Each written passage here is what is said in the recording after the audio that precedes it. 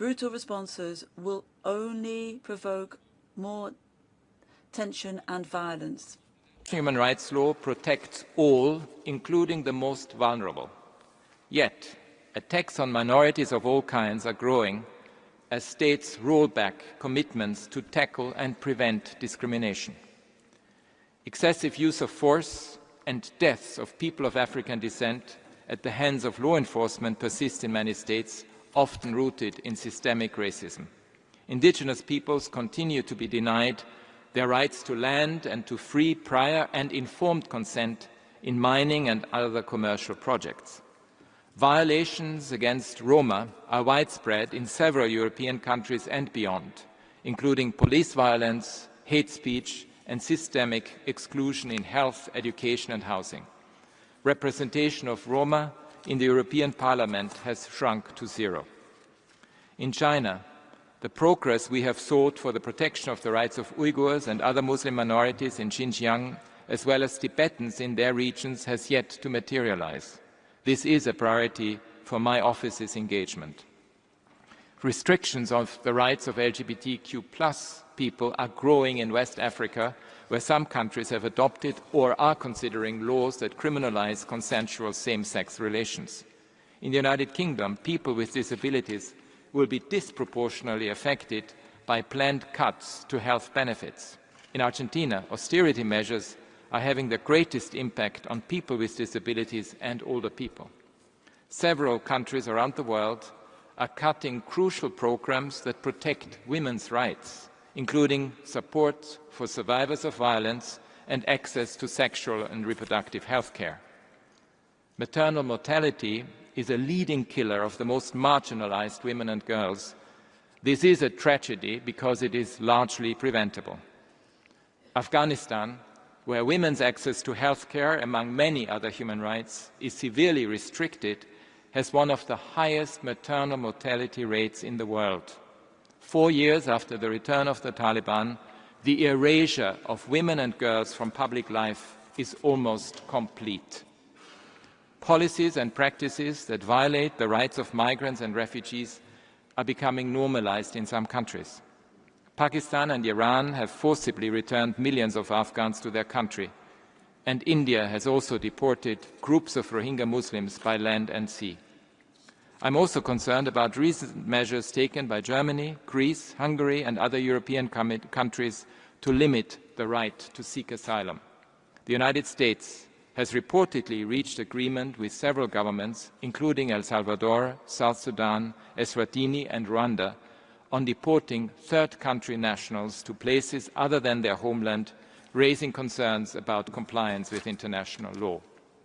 Kuwait has revoked the citizenship of thousands of people in recent years, leaving many stateless. In Cambodia, changes to the constitution and nationality law allow the authorities to remove citizenship in cases of treason, creating further ways for them to target their critics. In a positive development, North Macedonia has resolved all known cases of statelessness since the dissolution of the former Yugoslavia, the first country in the region to do so. Excellencies, our human rights mechanisms, including this Council, are a force field that protects people against unrestrained power.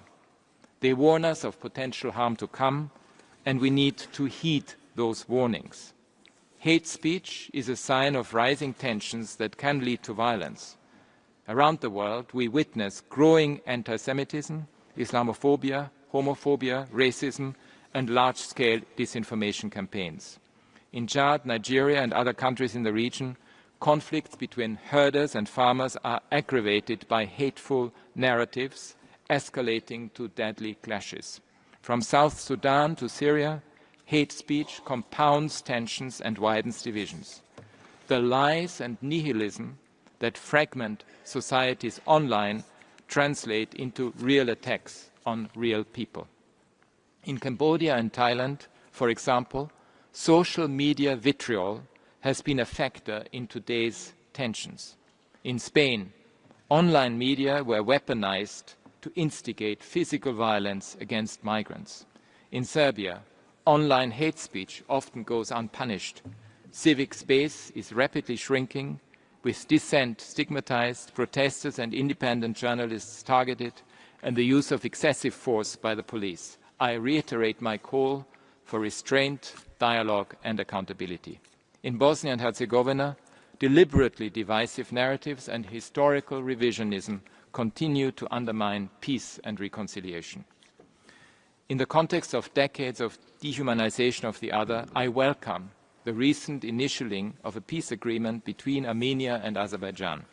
This is an important step towards upholding and advancing human rights, reconciliation, healing and lasting peace. We are ready to support both countries in this process.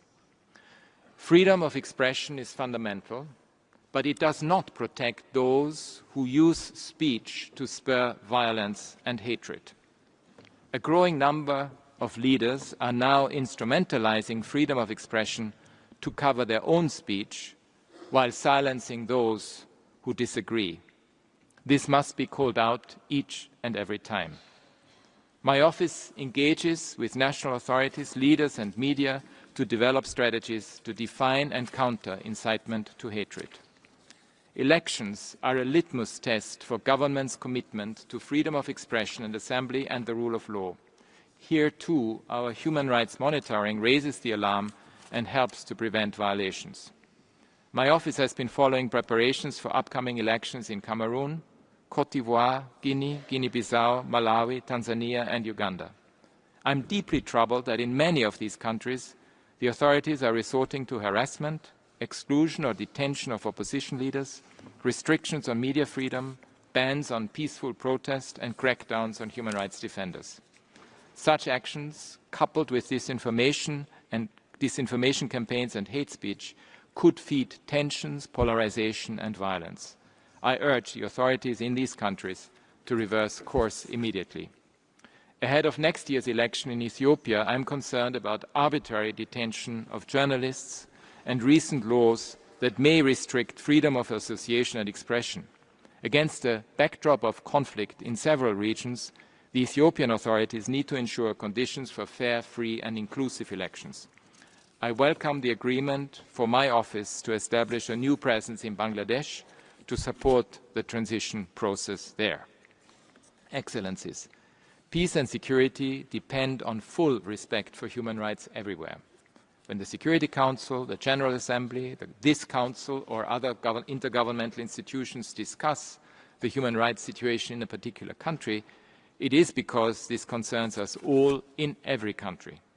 The United Nations Charter gave birth to a new geopolitical era by enshrining the sovereign equality of states. National sovereignty is the foundation of multilateral institutions and international law. When states sign international agreements, they are exercising their national sovereignty, not limiting it. And with that sovereignty comes responsibility. Sovereignty does not mean ownership of people. All governments have a duty to treat all their people, including their political opponents, fairly, to protect them from harm and to respect their fundamental human rights.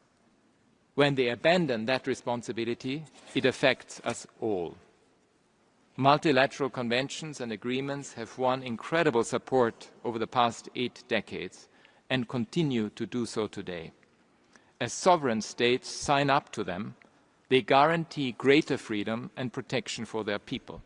Bhutan, Cameroon, Eritrea and Lebanon recently ratified the Convention on the Rights of Persons with Disabilities. Dominica ratified the Convention Against Torture and Bangladesh ratified its optional protocol.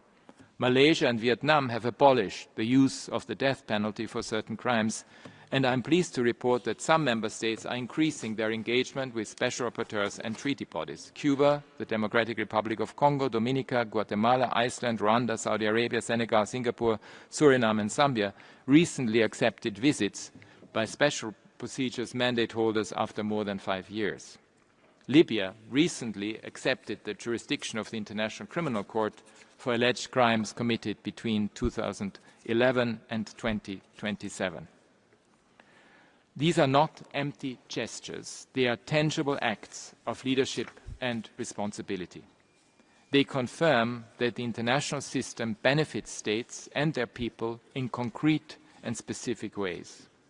When sovereign states fail to uphold perpetrators of the gravest crimes to account, it is important that others are able to step in through the principle of universal jurisdiction exercised in accordance with international law. For example, in Germany, a Syrian colonel of the former regime was sentenced to life imprisonment for crimes against humanity that took place in Syria, and a court in the Netherlands convicted a corporate executive for complicity in war crimes in Guinea and Liberia. And a federal court in the United States convicted a Gambian national on charges of torture.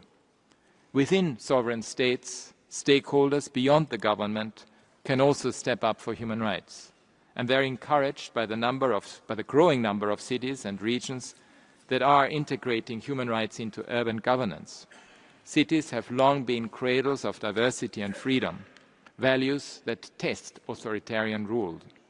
Our recent guidelines set out exactly what cities and regions can do to protect their people and their rights.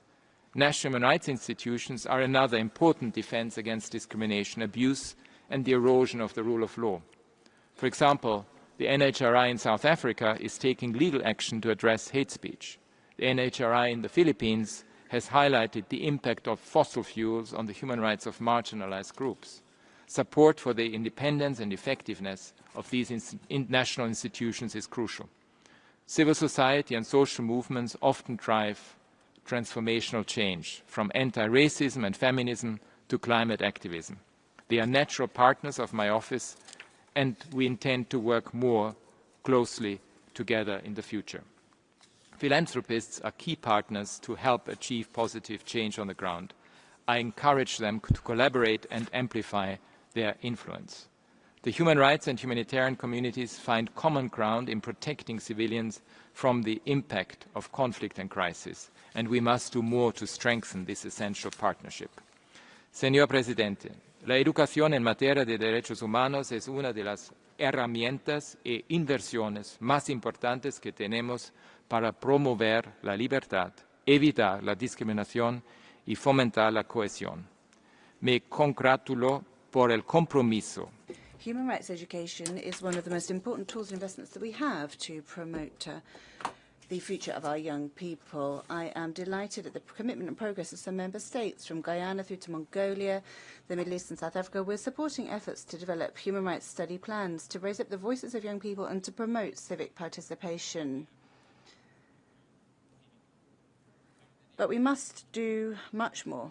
Each and every boy and girl, whether in the future they work in agriculture, the digital sphere, medicine, or in trade, must know that human rights are our right from birth and that they affect and concern us, one and all.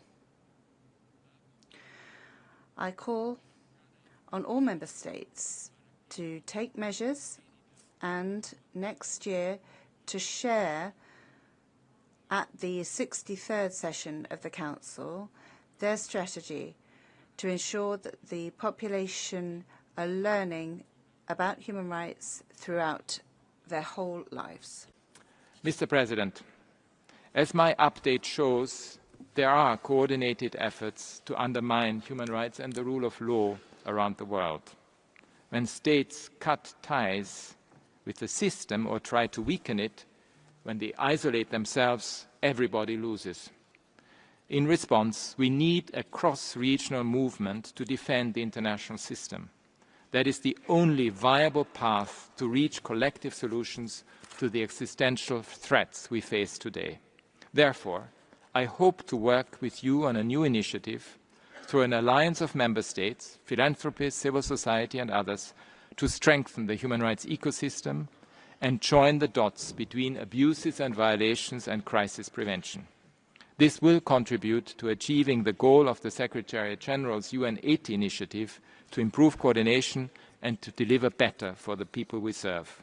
We are working to convene this alliance on several fronts. First, we will enhance our engagement with all governments, even in the face of fierce disagreement, encouraging frank exchanges and keeping dialogue open. What gives me hope is that the vast majority of people around the world are crying out for human rights and freedoms. Second, We will reinforce the value of human rights to every citizen and every government through positive narratives and creative outreach. Third, we will harness innovation for human rights, including AI, by strengthening our partnerships with tech companies, academics, civil society, and more. Fourth, we will develop and grow support for the human rights economy together with our partners. And fifth, with your support, we will bolster sustainable funding for human rights work by identifying new avenues and models. Because history has shown time and again that no one is safe when human rights are under attack. Abuses committed against one group are always part of a broader pattern of oppression and lead to the wider erosion of fundamental freedoms. Human rights are meant to challenge our assumptions, to identify the blind spots and encourage self-critical reflection, because no one is perfect. Our human rights mechanisms are one of the only parts of the multilateral system that has teeth. I encourage you to use them. Engaging with my office and the human rights system as a whole is valuable not for engagement's sake, but to achieve tangible progress for people everywhere. Together, we must refuse to back down in the face of discrimination, distortion, and lies. Together, we need to safeguard 80 years of progress on freedom, equality, and justice. Thank you. Merci beaucoup, Monsieur. Thank you very much indeed, High Commissioner. We will now take a brief break before undertaking the enhanced interactive dialogue on the human rights situation in Myanmar. Thank you.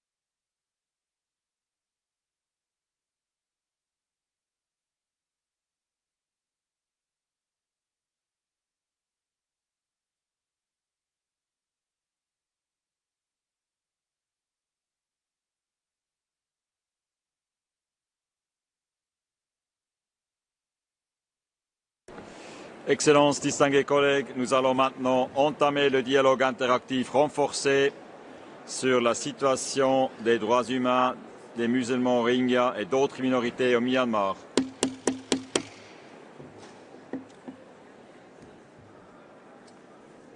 Merci. J'ai l'honneur d'accueillir M. Volker Türk, haut commissaire aux droits de l'homme, qui prononcera la déclaration d'ouverture. Permettez-moi également de souhaiter la bienvenue à nos distingués intervenants. M. Nicolas Koumjian, chef du mécanisme d'enquête indépendant pour le Myanmar, merci d'être là.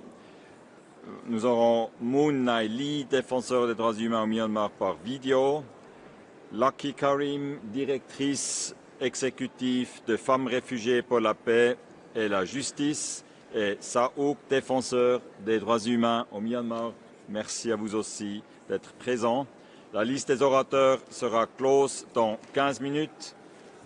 Est-ce que, chers collègues, je vous prie de prendre vos places et de continuer vos petites discussions utiles et nécessaires hors de cette magnifique salle, s'il vous plaît. Un peu de calme. Merci. Je passe la parole à l'haut-commissaire. Monsieur Volker Türk, vous avez la parole. Mr. President, Excellencies, distinguished participants, the human rights situation in Myanmar is plumbing new depths, with civilians throughout the country suffering the cruelest toll.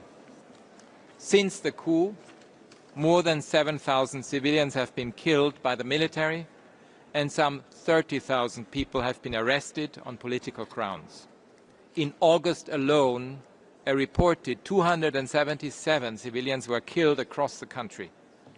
After resuming ground operations, the military is once again burning villages at alarming rates and abducting and forcibly recruiting civilians. In one of many documented incidents that reveal an utter disregard for civilian lives, in March, the military attacked a market in Let Banha village in Mandalay. According to witnesses, a jet fighter circled the area, diving and climbing several times before dropping 2 500-pound bombs on the crowded market, killing at least 27 civilians. While their activities are far smaller in scale and intensity, anti-military armed groups have also killed people perceived to be affiliated with the military, used landmines, and forcibly recruited civilians. The humanitarian situation continues to deteriorate. Military blockades have driven food prices up to record levels.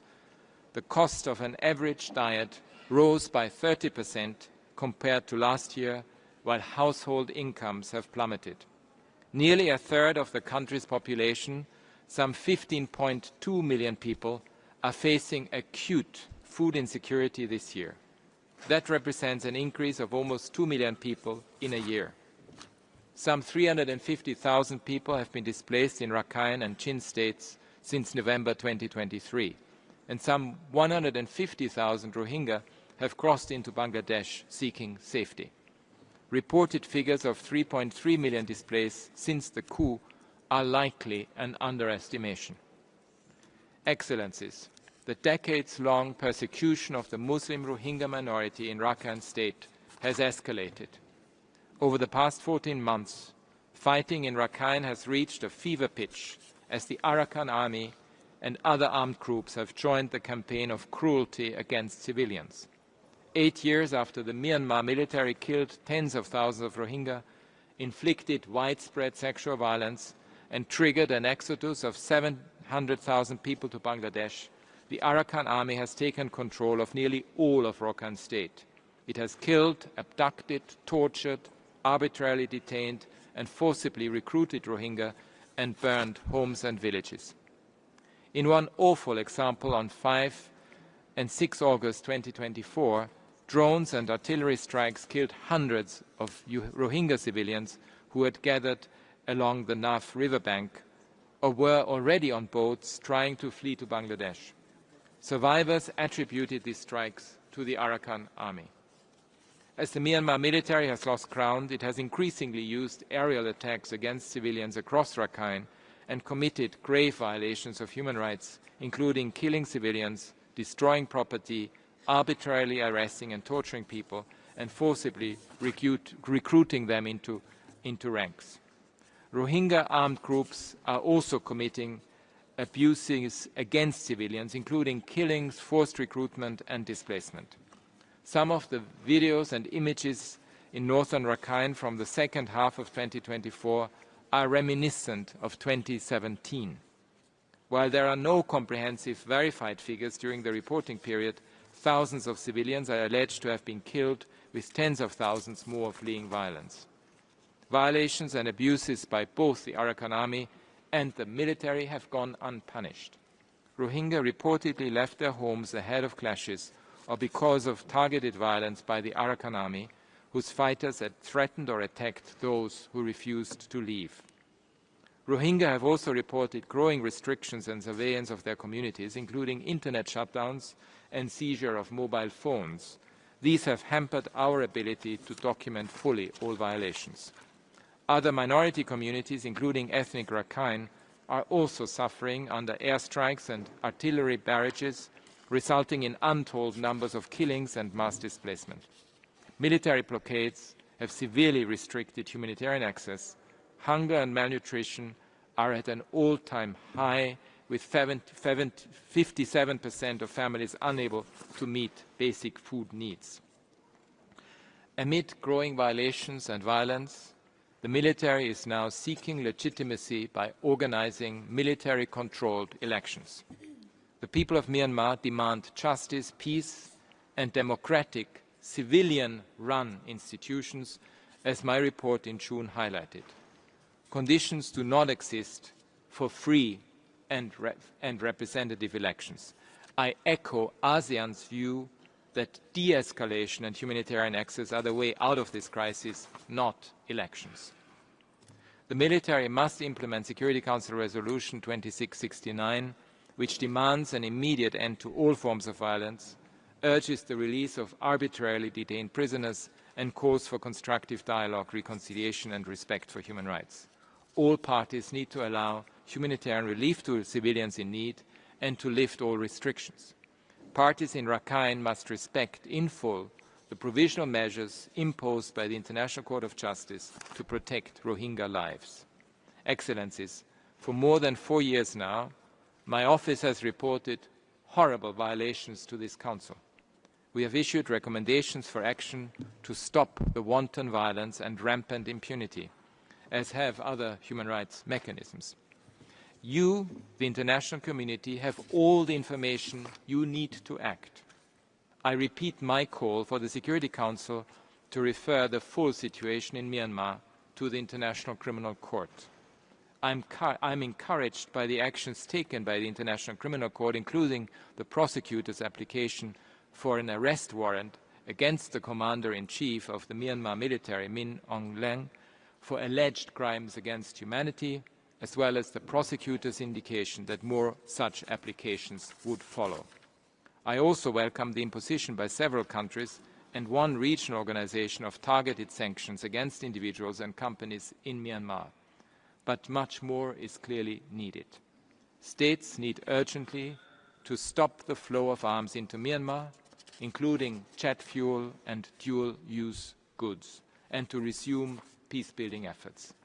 Finally, I once again urge all governments to do everything possible to protect people fleeing the conflict in Myanmar, including by search and rescue operations at sea, and to refrain from refoulements, including pushbacks. I encourage them to create safe and dignified pathways for international refugee protection and resettlement, particularly for the Rohingya. The high-level conference on the Rohingya at the General Assembly later this month is an opportunity for the international community to back its words of support with concrete action. We must hear and heed the voices from Myanmar calling for peace and for democratic, civilian-run institutions. Thank you. Merci beaucoup. Je donne la parole à Monsieur Nicolas Koumjian pour sa présentation. Vous avez la parole. Merci, Mr. President, Excellencies. It is an honor to present to this Council the 7th annual report of the Independent Investigative Mechanism for Myanmar. At the risk of repeating what I have said each year since the 2021 military coup, serious international crimes are being committed in Myanmar ever more frequently, and the suffering of Myanmar's people continues to worsen. The mechanism has gathered evidence of the military arresting thousands of perceived political opponents without fundamental due process and systematically torturing detainees by inflicting beatings, gang rape, and other forms of sexual violence. The military is increasingly relying on aerial attacks to target opposition forces and civilian populations which oppose military rule. We have intensified our investigations into airstrikes that hit hospitals, homes, places of worship, IDP camps, and schools where there's no apparent military target in the vicinity. We are gathering evidence of the chain of command of the Myanmar Air Force to help establish who gave the orders for these attacks. In Rakhine State, we are investigating recent reports of aerial bombings of civilians by planes and drones, torture and rape, killings, the use of civilians as human shields, and obstruction of humanitarian aid to a population threatened with starvation. Rohingya remaining inside Rakhine are often victims. About 150,000 Rohingya have been newly displaced to Bangladesh. But all ethnic communities in Rakhine State are suffering. We are investigating allegations of very serious crimes allegedly committed by both the Myanmar military and the Arakan army. We have evidence of instances where both the Myanmar military and various opposition forces around the country have summarily executed captured combatants or civilians accused of being informers. This includes, in some instances, solid evidence of the identity of the perpetrators. Allow me to make it clear so that everyone, but particularly commanders of all factions in Myanmar, hear my message. The laws of war protect civilians and captured fighters. Civilians must not be targeted, and captured fighters must not be tortured or executed. Whenever we receive reports of such crimes, regardless of the politics or ethnicity of the perpetrators or the victims, we will gather the evidence so that one day the perpetrators and commanders who failed in their duty to prevent and punish such crimes will be held to account. Mr. President, the mechanism has collected and analyzed evidence from more than 1,300 sources, including more than 600 eyewitnesses. We are grateful for the information that individuals and civil society organizations provide to us, often at great risk.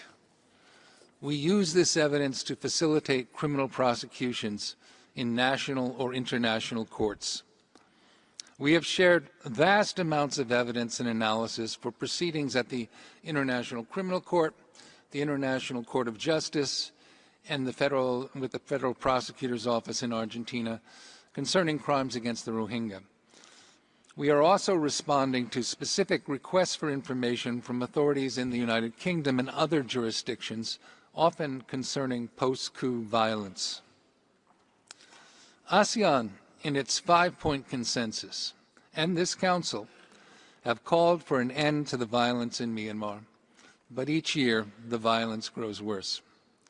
If crimes remain ignored and unpunished, perpetrators will be emboldened to commit further atrocities. To break this cycle of impunity, we must have sustained political will. The mechanism stands ready to support relevant national and international jurisdictions that are willing and able to prosecute these crimes and bring an end to the suffering of the Myanmar people. Thank you. Merci beaucoup. Je donne maintenant la parole à Moon Naili pour un message par vidéo. Mr. President, distinguished members of the Human Rights Council, High Commissioners, Excellency, ladies and gentlemen, I am honored to deliver this statement on behalf of the Women League of Burma, an umbrella organization of 12 women rights groups representing diverse ethnic communities across Myanmar. We deeply value the Council with its role in defending human rights worldwide and welcome these opportunities to share our perspective in these critical dialogues. Since the military coup in 2021, civilians across Myanmar have been subjected to relentless violence airstrikes, arbitrary arrests, extrajudicial killing, and systematic sexual violence. The country have been plunged into political, economic, and humanitarian turmoil, with more than 3 million people displaced. Women and girls, in particular, continue to bear the brunt of this violence. Cases of sexual violence have sharply increased, with the junta as the main perpetrators. WMB and its members organizations have consistently documented this atrocity, crimes that constitute war crimes, crimes against humanity, and acts of genocide. To date, we have gathered more than 1,058 cases supported by testimonies, photographs, videos, documents, and maps. One of the most brutal incidents was the rapes and murders of 2 Kachin teachers in Gongke village, northern Chan State. In January 2015, they were sexually assaulted and killed by Myanmar military soldiers who then tampered with evidence to obstruct justice. This case reflects the wider systematic use of sexual violence by the military as a weapon of war and repression. Under the international law, such crimes may constitute war crimes and crimes against humanity, falling under the jurisdictions of the International Criminal Court. Their systematic targeting of ethnic community also equals the atrocity crimes currently under examinations at the International Court of Justice. Mr. President, decades of impunity have emboldened the military. Without justice, there can be no peace or democracy in Myanmar. Survivors deserve truth, reparations, and accountabilities. We ask the international community to act with urgency. Silence and inactions only emboldens the hunters.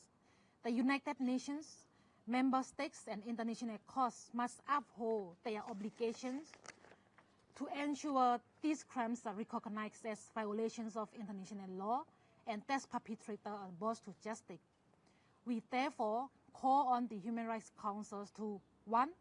Condemn the Burmese military juntas for killing civilians and executing human rights defenders in the strongest terms, and take effective action to stop further executions and atrocities. Second, institute a comprehensive global arms embargo with robust monitoring and enforcement mechanisms to end the direct and indirect supply, sale, or transfer of all weapons and other equipment that may be used for trainings, intelligence, and military assistance. Third, enact targeted sanctions against the Burmese militaries and process to effectively cut off their financial flow. Finally, reverse the situation on human rights in Myanmar to the International Criminal Court for their crimes against humanity, which have been perpetrated against innocent civilians, including peaceful protests and ethnic groups. Justice delay is justice denied. For the people of Myanmar, justice cannot wait. Thank you. Merci. Je donne la parole à Madame Loki Karim pour sa présentation, s'il vous plaît. Thank you, Mr. President. Last month, the 25th of August, 2025, marks the 8th anniversary of the Rohingya genocide. That forced more than 1 million people, including myself and my family, to flee home. Genocide is a process. It did not end when we fled home, and it continues to happen to my community. The recent conflict between the Arakan Army and the military, especially since the 4th of August 2024, forced tens of thousands of Rohingya people to flee home and rejoin their existing families in Cox's Bazar. Therefore, nearly 1.3 million people are languishing in the world's largest refugee camp today, more than half of whom are women and children. They all depend on the humanitarian aid and the food rations that come from the World Food Program, WFP, once a month. In the past few years, the humanitarian crisis in Myanmar has gotten worse. People are starving. People have no security at all. Meanwhile, in the camps in Bangladesh, people have very limited access to education and livelihood opportunities. Over the past year and a half, we have seen increased numbers of refugees, especially women and children, risking themselves on tiny boats on the seas for weeks to flee to neighboring countries, Malaysia, Thailand, and Indonesia, expecting a better life. Most of them die in the sea, and others are arrested on the Myanmar border and are put in jail on a passport case for 5 years or longer. Only a small number manage to arrive at their destination, where they are not recognized or welcomed as refugees. 2017 is not the first time Rohingya became refugees in our neighboring country, Bangladesh. Rohingya were forced to flee many times from the 90s and even earlier. Thousands of refugees in Kutupalong, who are called the registered refugees, have lived there for generations.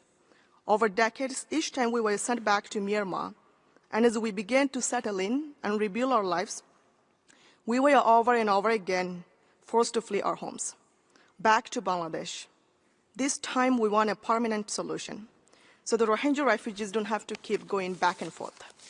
Ultimately, the solution for our community should be found within Myanmar and within Rakhine State.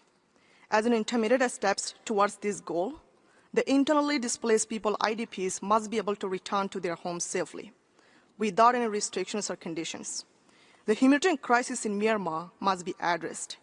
Aid must be delivered in Rakhine State, Myanmar, for the remaining members of the Rohingya community and other minorities to improve their condition and situation. The refugees in Cox's Bazar must get education following the Burmese curriculum, must have security and protections, and must receive sufficient aid funding to survive while they are in the camps. An accountability mechanism for atrocities committed against the Rohingya community must be instated in Myanmar. Our ultimate goal is to return back to our country one day, to find a sustainable solution, a dignified, voluntarily, and safe repatriation to our homes. Rakhine State has never and will never exist without Rohingya and other minorities. As we think through the long-term solutions, it is crucial for the government to ensure the meaningful and safe participation of Rohingya community members in any political dialogue and talks with the Myanmar authorities. I call on the international community to pay the much-needed attention to our Rohingya community, and I call on donor countries to commit resources to meet the Rohingya community's urgent needs. It is a collective responsibility for us to protect the Rohingya community from further genocide and injustice.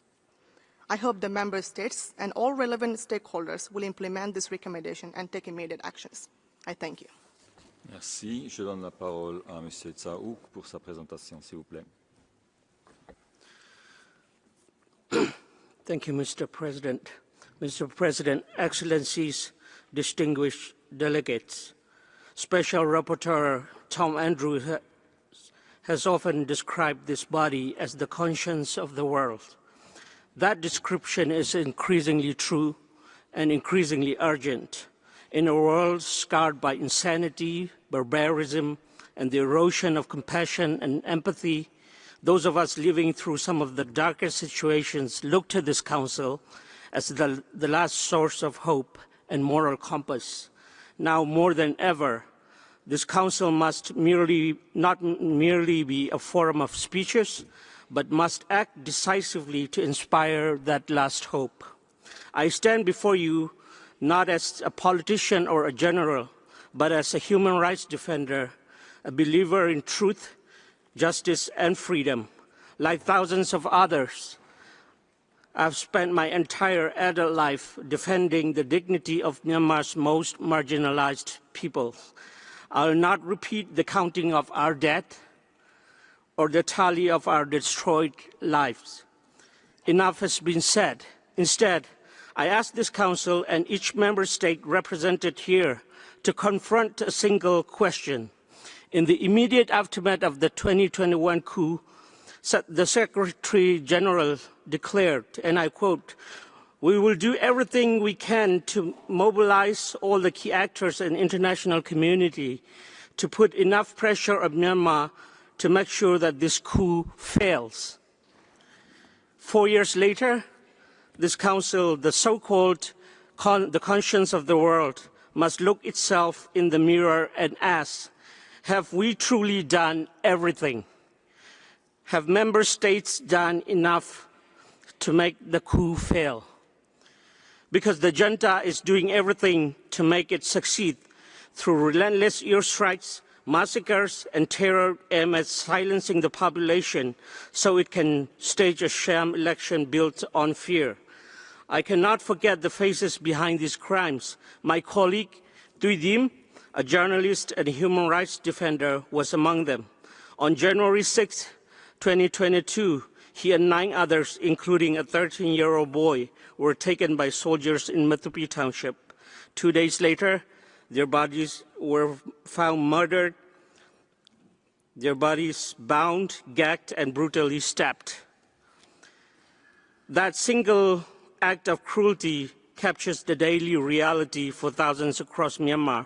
Ordinary people silenced with unimaginable violence, their lives erased without justice.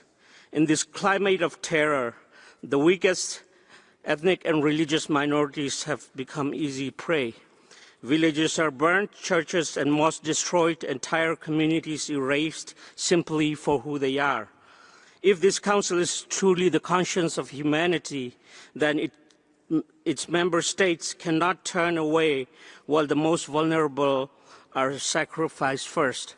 Mr. President, it is no longer enough for member states to issue statements while doing little to stop the impunity with which the military murders, burns, and terrorizes. It is no longer enough to stand by in silence while bombs fall on children or to whisper concern while minorities are hunted down. Impunity, whether by the junta or non-state actors, must end. Therefore, today, we call on this Council and all member states of the United Nations to urge the Security Council to refer the situation in Myanmar to the International Criminal Court to ensure those responsible for war crimes and crimes against humanity are held to account. Adopt and enforce a comprehensive global arms embargo, including an immediate ban on the aviation fuel so that no more bombs fall on villages, hospitals, schools, and places of worship.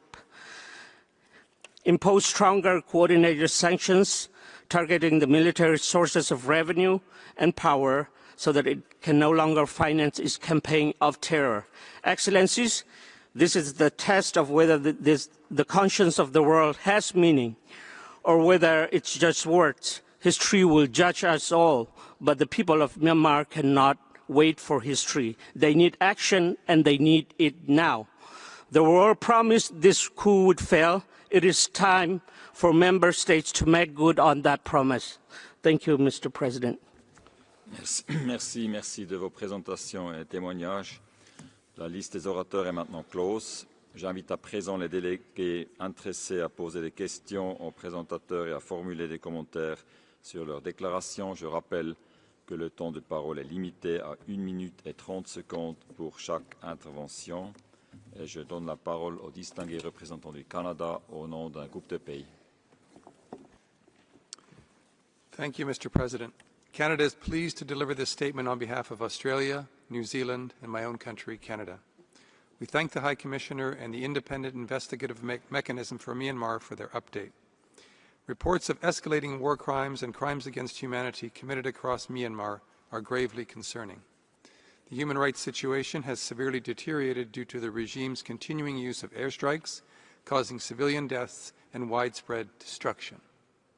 Women, children, and the elderly, among the most vulnerable, are caught in the crossfire. A viable future in Myanmar must include justice and accountability. We commend the leadership of the United Nations in supporting the work of the Independent Investigative Mechanism for Myanmar and Special Rapporteur in collecting evidence of serious crimes against the people of Myanmar, including to support ongoing justice processes related to crimes committed against the Rohingya. Until there is an end to violence and an inclusive political process, there can be no lasting peace. We strongly urge the military regime to engage in genuine and inclusive political dialogue with all stakeholders. Elections held without these essential steps risk greater instability. Thank you.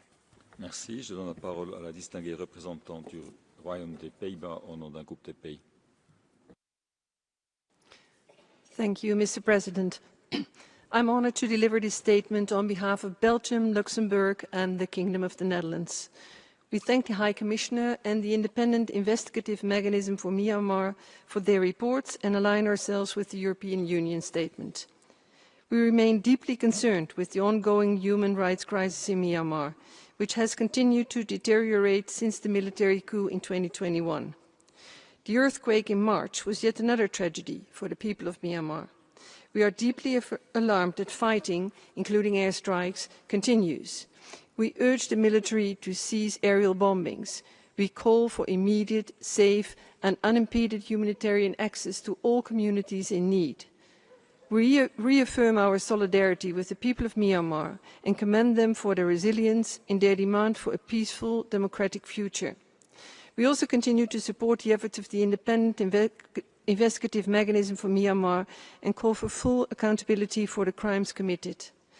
Mr. Kumjan, what can the international community do to further support accountability mechanisms to end impunity and achieve justice for the people of Myanmar? I thank you. Merci. Je donne la parole au distingué représentant de l'Union européenne. The European Union thanks the panelists and welcomes the High Commissioners and the IIM reports and updates. The assessment in the High Commissioner's report that some of the violations and abuses suffered in northern Rakhine by the Rohingya is reminiscent of the 2017 atrocities is a cause for particular alarm. Widespread and systematic patterns of indiscriminate attacks by the military on civilians persist, enabled by arms transfers. So do grave human rights violations and abuses committed by the Myanmar military and other actors. The continued work of the IIM in collecting evidence and identifying perpetrators of these crimes is indispensable for ensuring accountability.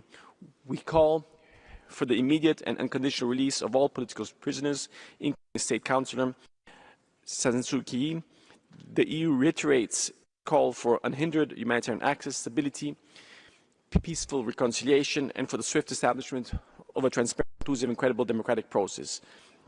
We reaffirm our support for the UN and ASEAN's efforts in this regard, and the full implementation of UN Security Council Resolution 2669. We would like to ask the panelists, what is your assessment of the Myanmar's military and its allies' plans to organize elections in December 2025 and January 2026?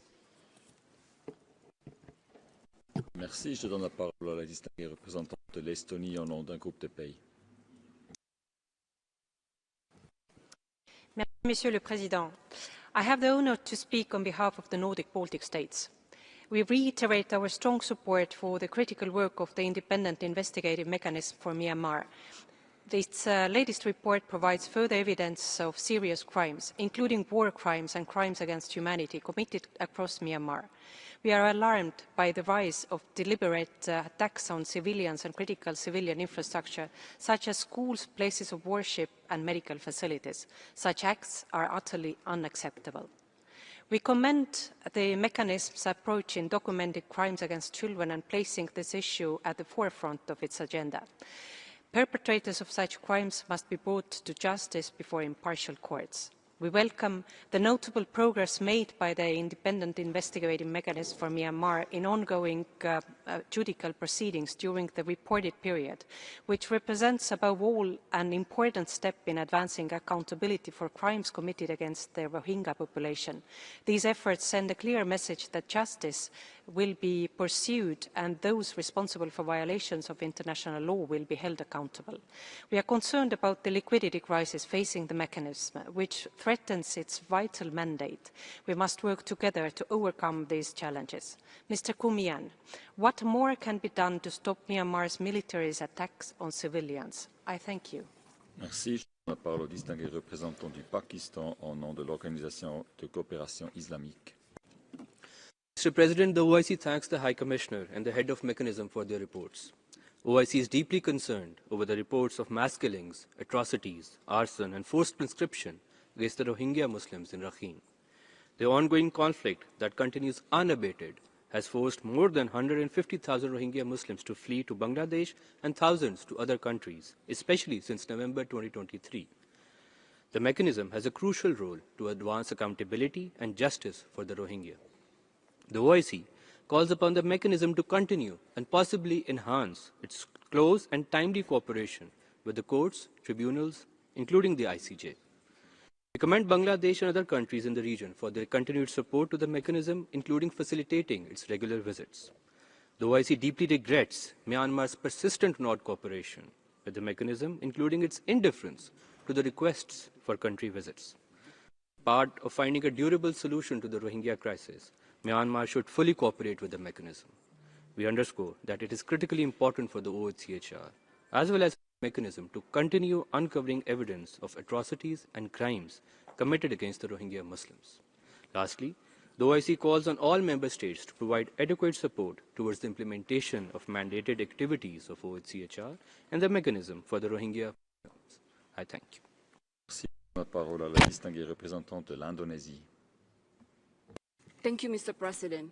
Indonesia remains deeply concerned by the continued worsening crisis in Myanmar. The reports of the High Commissioner and the mechanism underscore the need to end all hostilities and atrocities and guarantee unhindered access for humanitarian aid in all areas in Myanmar. Indonesia has consistently worked with ASEAN to promote a durable resolutions, including by advancing the implementations of the ASEAN 5-point consensus and strengthening delivery of humanitarian assistance through the AHAD Center.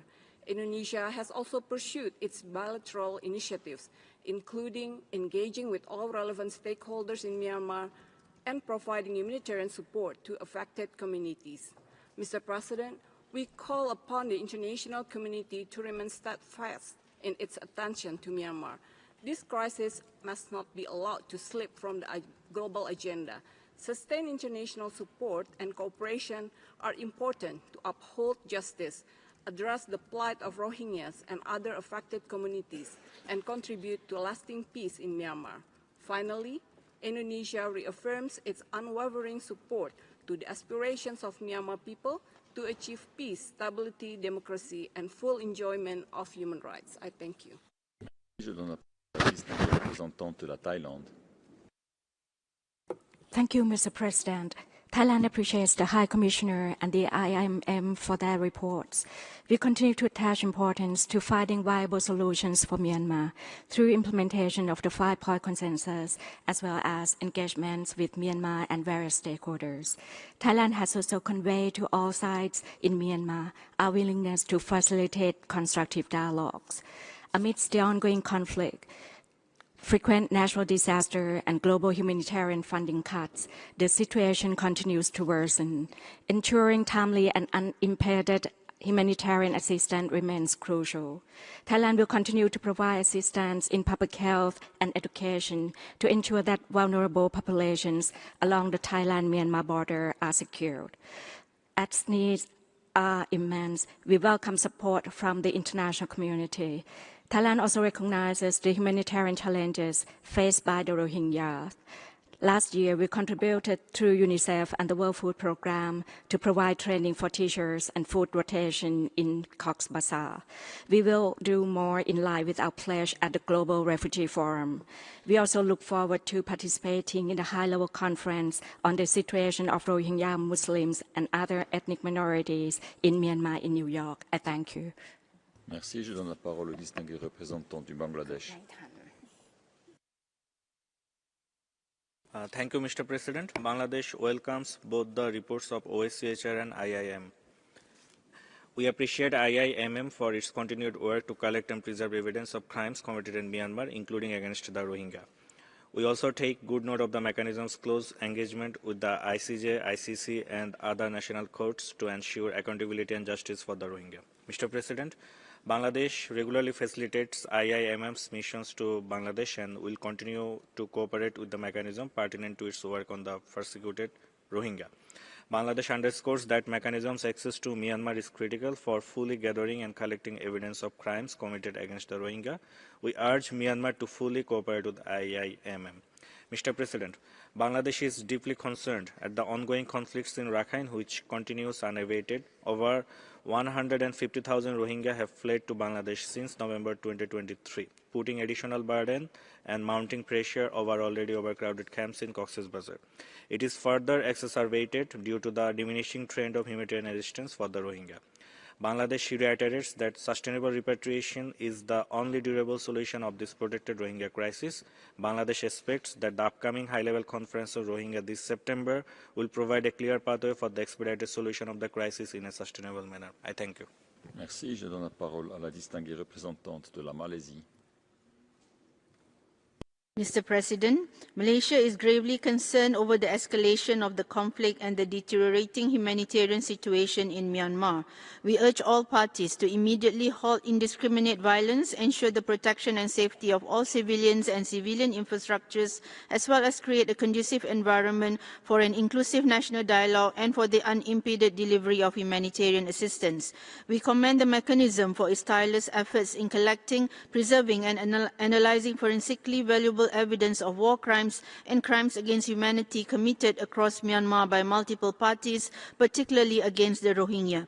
We welcome the adoption of the mechanism strategic plan for 2025-2027, particularly in the context of strengthening its operational resilience and investigative and analytical capacities.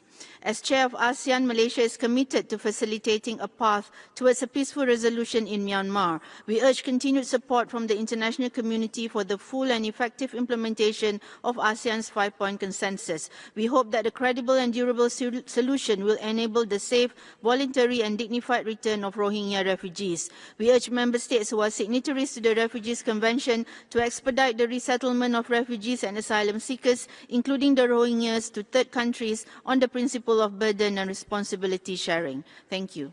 Merci. Je donne la parole au distingué représentant de la Gambie.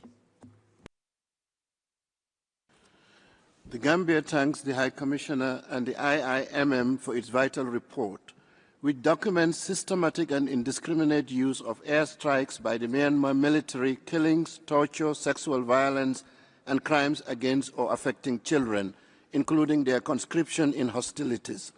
We deplore crimes targeted at Rakhine, Rohingya, those detained by the military since the coup, and other civilian communities across Myanmar. We remain deeply concerned about the fresh displacement of large numbers of Rohingya into Bangladesh.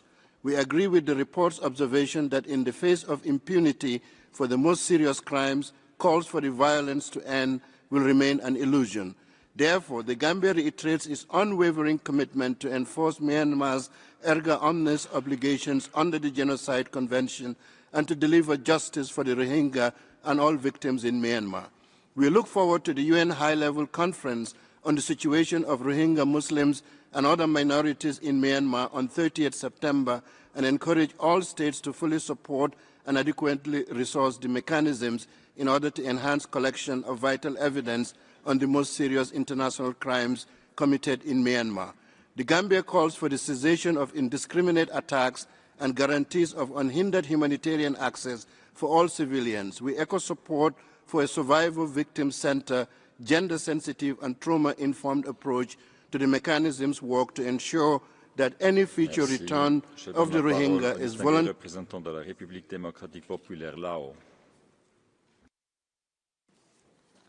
Mr. President, the Lao PDR thanks the High Commissioner and Independent Investigative Mechanism for Myanmar for the reports.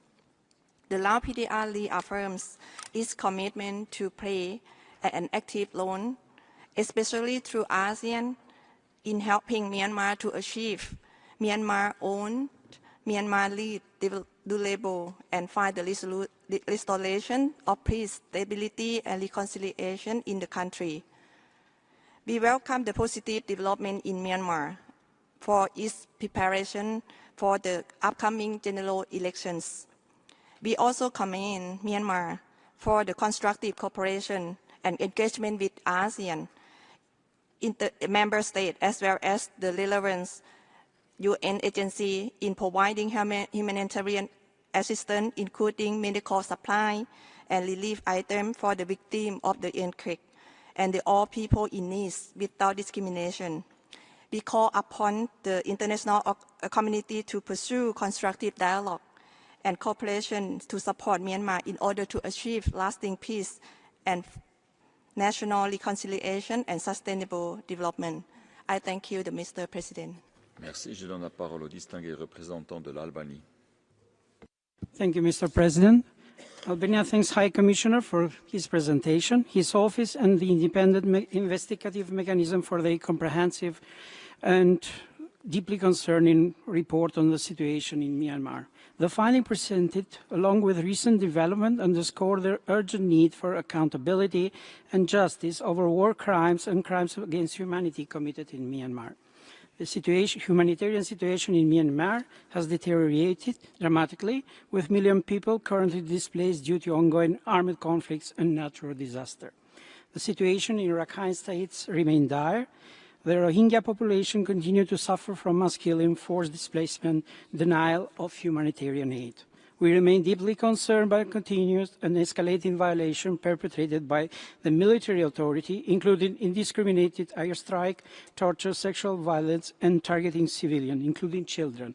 The targeting of children and utilization of sexual violence as a weapon of war are particularly concerned.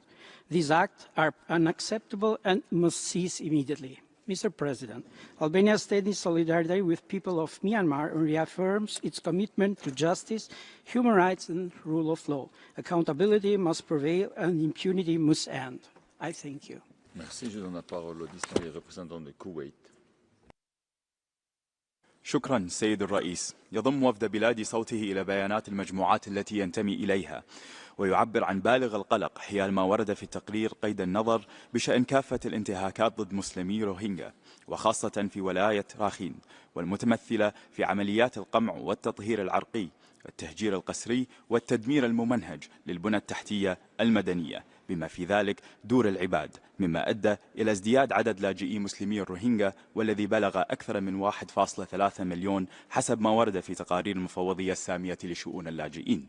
سيد الرئيس، تؤكد دولة الكويت على أهمية معالجة الأسباب الجذرية للأزمة في ميانمار وضرورة الوقف الفوري لجميع أعمال العنف، وذلك امتثالا لقرار مجلس الأمن رقم 2669. كما تحث بلادي المجتمع الدولي على تعزيز الجهود الرامية لتأمين العودة الآمنة والكريمة والمستدامة والطوعية للاجئي ونازحي الروهينجا. وفي الختام، ووفقا لما ورد في التقرير سالف الذكر حول استمرار الانتهاكات لحقوق الإنسان في ميانمار وخاصة ولاية راخين، ومع ازدياد عدد النزوح، ما هي الآليات المبتكرة التي يمكن للمجتمع الدولي تبنيها لدعم عمل اللجنة لتحقيق العدالة ومساعدة ضحايا أعمال العنف بفعالية أكبر؟ وشكرا سيد الرئيس. Merci. Je donne la parole à UNICEF. Thank you, Mr. President. UNICEF welcomes the report of the High Commissioner and of the IIMM, which are sobering. UNICEF recognizes the increasingly challenging environment in which the mechanism operates. More than 4 years into the escalation of the conflict, the situation for children in Myanmar is desperate. Grave violations against their rights, including killing and maiming and denial of humanitarian access, as well as poverty, continue to devastate children's lives. The escalation of conflict in many parts of the country, compounded by natural disasters, has left civilians, especially children, acutely vulnerable. Attacks by all parties keep driving fear, displacement, and suffering, leaving families with little protection. The presence of landmines, unexploded ordnance, and remnants of war throughout the country multiplies those risks. Essential services for children, in particular education and healthcare, including vaccinations, have been severely disrupted for years, depriving millions of learning and critical care. This will have intergenerational impacts. We call on all parties to the conflict to uphold their obligations under international law, protect civilians, and allow life-saving humanitarian assistance to reach those in urgent need. We also urge all parties to immediately cease all actions that endanger civilians and abide by international human rights and humanitarian law. We also call on parties to protect all children from grave violations. Thank you. Merci. Je donne la parole au distingué représentant de Chypre.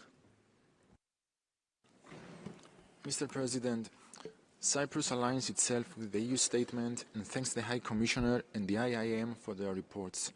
We strongly condemn the continued escalation of violence and grave human rights violations committed by the Myanmar military since the 2021 coup, which continue to take an intolerable toll on civilians.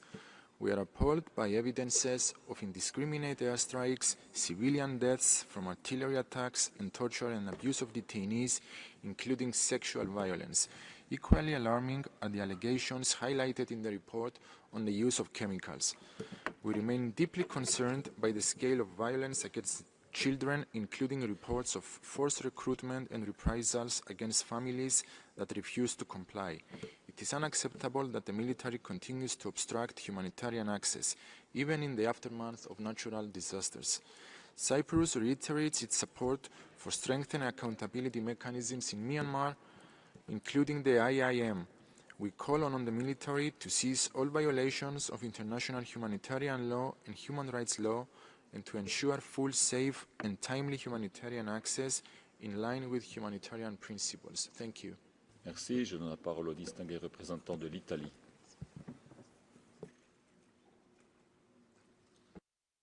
Italy aligns itself with the statement delivered by the EU and thanks OHCHR and the head of the Independent Investigative Mechanism for Myanmar for this update. We remain deeply concerned by the pattern of atrocity crimes since the 2021 coup, indiscriminate attacks against civilians, systematic torture, sexual and gender-based violence, and the ongoing persecution of the Rohingya and other minorities. The mechanism's findings remind us that accountability cannot be postponed. Justice is essential for any credible path toward peace and reconciliation in Myanmar. Italy strongly supports the IIMM's mandate and commends its cooperation with accountability processes. We urge all states to fully cooperate with the mechanism and preserve its evidence in the fight against impunity. We also call for an immediate end to violence, the release of political prisoners, and the resumption of a truly inclusive democratic transition. A voluntary, dignified, and safe return of refugees can only occur within a democratic Myanmar. Humanitarian access must be ensured throughout the country, especially for communities most affected by conflict and disasters. Italy will continue to stand with the people of Myanmar to support civil society and to work with partners for justice, accountability, and human rights. I thank you. Merci. Je donne la parole au distingué représentant de l'Arabie Saoudite. شكرا السيد الرئيس. اطلعت بعثة بلادي باهتمام على تقرير المفوض السامي بشأن حالة حقوق الإنسان في ميانمار، وتتابع المملكة عن كثب التطورات الجارية هناك. وفي هذا السياق تدعو المملكة جميع الأطراف المعنية على المستوى الوطني إلى الحفاظ على قنوات الحوار البناء بما يفضي إلى حلول عملية ومستدامة. السيد الرئيس، تؤكد المملكة مجددا موقفها الثابت والداعم لحماية المدنيين في ميانمار ولا سيما مسلمي الروهينجا، وتدعو إلى ضمان سلامتهم وأمنهم والاعتراف بحقوقهم الأساسية دون تأخير، بما في ذلك الحق في المواطنة الكاملة. كما تشدد المملكة على ضرورة تهيئة الظروف الملائمة لعودة آمنة وكريمة للاجئي الروهينجا إلى موطنهم الأصلي. ومنذ اندلاع الأزمة حرصت المملكة على القيام بدورها الإنساني والإنمائي تجاه الروهينجا، إذ استضافت أعدادا منهم كمقيمين على أراضيها، وقدمت لهم الرعاية الصحية الشاملة وفرص العمل، انطلاقا من التزامها الراسخ بمبادئ التضامن الإنساني. كما أسهمت المملكة في دعم الروهينجا في عدد من الدول من خلال برامج إنسانية وإغاثية شملت مجالات التعليم والمأوى والصحة. ختاما السيد الرئيس، تجدد المملكة التزامها بمواصلة دعم قضية الروهينجا والعمل مع المجتمع الدولي لضمان حصولهم على حقوقهم المشروعة وتمكينهم من العيش بسلام وكرامة في وطنهم. وشكرا السيد الرئيس. Merci. Je donne la parole au distingué représentant du Vietnam. Thank you, Mr. President. We take note of a report on the situation in Myanmar. Vietnam remains deeply concerned about the continued violence, instability, and humanitarian challenges in Myanmar, which have severely affected the lives of ordinary people. We stress the importance of prioritizing the well-being of the people of Myanmar, ensuring safe and unhindered humanitarian access, and fostering conditions conducive to peace, national reconciliation, stability, and sustainable development. We reaffirm ASEAN's consistent and principled position on the 5-point consensus as the main framework for supporting Myanmar in addressing its challenges. Vietnam supports the ongoing efforts of the ASEAN Chair, the ASEAN Special Envoy, and the AHA Center in delivering humanitarian assistance, promoting dialogue, and building trust. We also welcome the outcomes of the 46th ASEAN Summit in Kuala Lumpur in May 2025, which reaffirmed ASEAN unity, centrality, and commitment to a practical, constructive, and non-politicized approach in assisting Myanmar. We look forward to continued cooperation with the United Nations and relevant partners in support of ASEAN's central role and constructive contribution to peace, stability and development in the region. I thank you. Merci. Je donne la parole au distingué représentant de l'Inde. Mr. President, India takes note of the High Commissioner's report on Myanmar's human rights situation. We reiterate our consistent position and call for immediate cessation of violence, release of political detainees, and unhindered humanitarian access. We remain deeply concerned over the deteriorating humanitarian and security situation that continues to impact India's northeastern states through increased influx of people and escalating transnational crimes, including drugs, arms, and human trafficking along our shared border. India supports all efforts aimed at fostering trust and advancing a Myanmar-owned, Myanmar-led transition towards a peaceful, stable, and democratic future. As Myanmar's immediate neighbor and development partner, India has consistently prioritized people-centric initiatives. Following the March 2025 earthquake, we launched Operation Brahma, delivering over 1,000 metric tons of relief materials and deploying medical teams as the first responder. This exemplifies our commitment, building on Operation Sadbhav during Typhoon Yagi and our assistance during previous natural disasters. Beyond emergency response, India continues supporting Myanmar's infrastructure development and stands ready to assist the developmental needs of all communities. As our Prime Minister stated recently, there's no military solution to this conflict. Enduring peace can only be achieved through inclusive dialogue and the early restoration of democratic processes via credible, inclusive elections. We continue to coordinate closely with ASEAN under the 5-point consensus while supporting the UNHRC's efforts towards a peaceful resolution. Thank you. Merci. Je donne la parole à la distinguée représentante du Royaume-Uni. Thank you, Mr. President, High Commissioner and distinguished panellists. Your latest reports reveal the deeply troubling evidence of human rights atrocities committed in Myanmar, including by the Myanmar military. Civilians are bearing the brunt, detained without due process, killed in indiscriminate airstrikes and displaced as their homes, schools and hospitals are destroyed. The Myanmar military's intensified use of airstrikes following the March earthquake inflicted further devastation on civilians, compounding the crisis. The mechanism has uncovered extensive evidence of systematic torture and abuse in detention facilities operated by the military since the coup. Detainees, including children, have been subjected to beatings, electric shocks and sexual violence, including rape and sexualised torture. These reports expose a pattern of deliberate cruelty, underscoring the urgent need for justice. The international community must do more to ensure perpetrators are held to account. The UK remains committed to supporting future accountability in Myanmar. The IIM's documentation plays a vital role in laying the groundwork for this, and the UK has contributed £900,000 to the mechanism to help ensure that evidence is preserved and justice can be pursued. Thank you. Merci. Je donne la parole à la distinguée représentante de la Bulgarie. Thank you, Mr. President. Bulgaria aligns itself with the EU statement. We thank the High Commissioner and the Independent Investigative Mechanism for Myanmar for the reports and updates. Bulgaria remains deeply worried by the overall humanitarian situation in Myanmar. We express concern with the widespread and systematic human rights violations and abuses perpetrated against persons belonging to the Rohingya and other ethnic and religious groups by the security and armed forces of Myanmar. Bulgaria welcomes the support of the Independent Investigative Mechanism for Myanmar for ongoing proceedings related to the crimes committed against the Rohingya in 3 jurisdictions and ongoing proceedings in the UK covering crimes against both the Rohingya and other groups in Myanmar and crimes committed since February 2021 military coup. Bulgaria urges, we call for the immediate end of the military campaign and the release of all political prisoners. Bulgaria urges for a constructive, inclusive and peaceful dialogue between the stakeholders aimed at restoring democracy and the rule of law in country.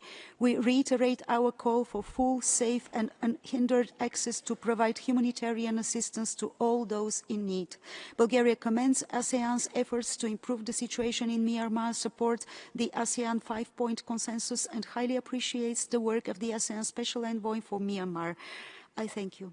Merci. Je donne la parole à la distinguée représentante de la Tchéquie. Thank you, Mr. President. Czechia aligns itself with the EU statement. Czechia remains deeply alarmed by the worsening human rights situation in Myanmar.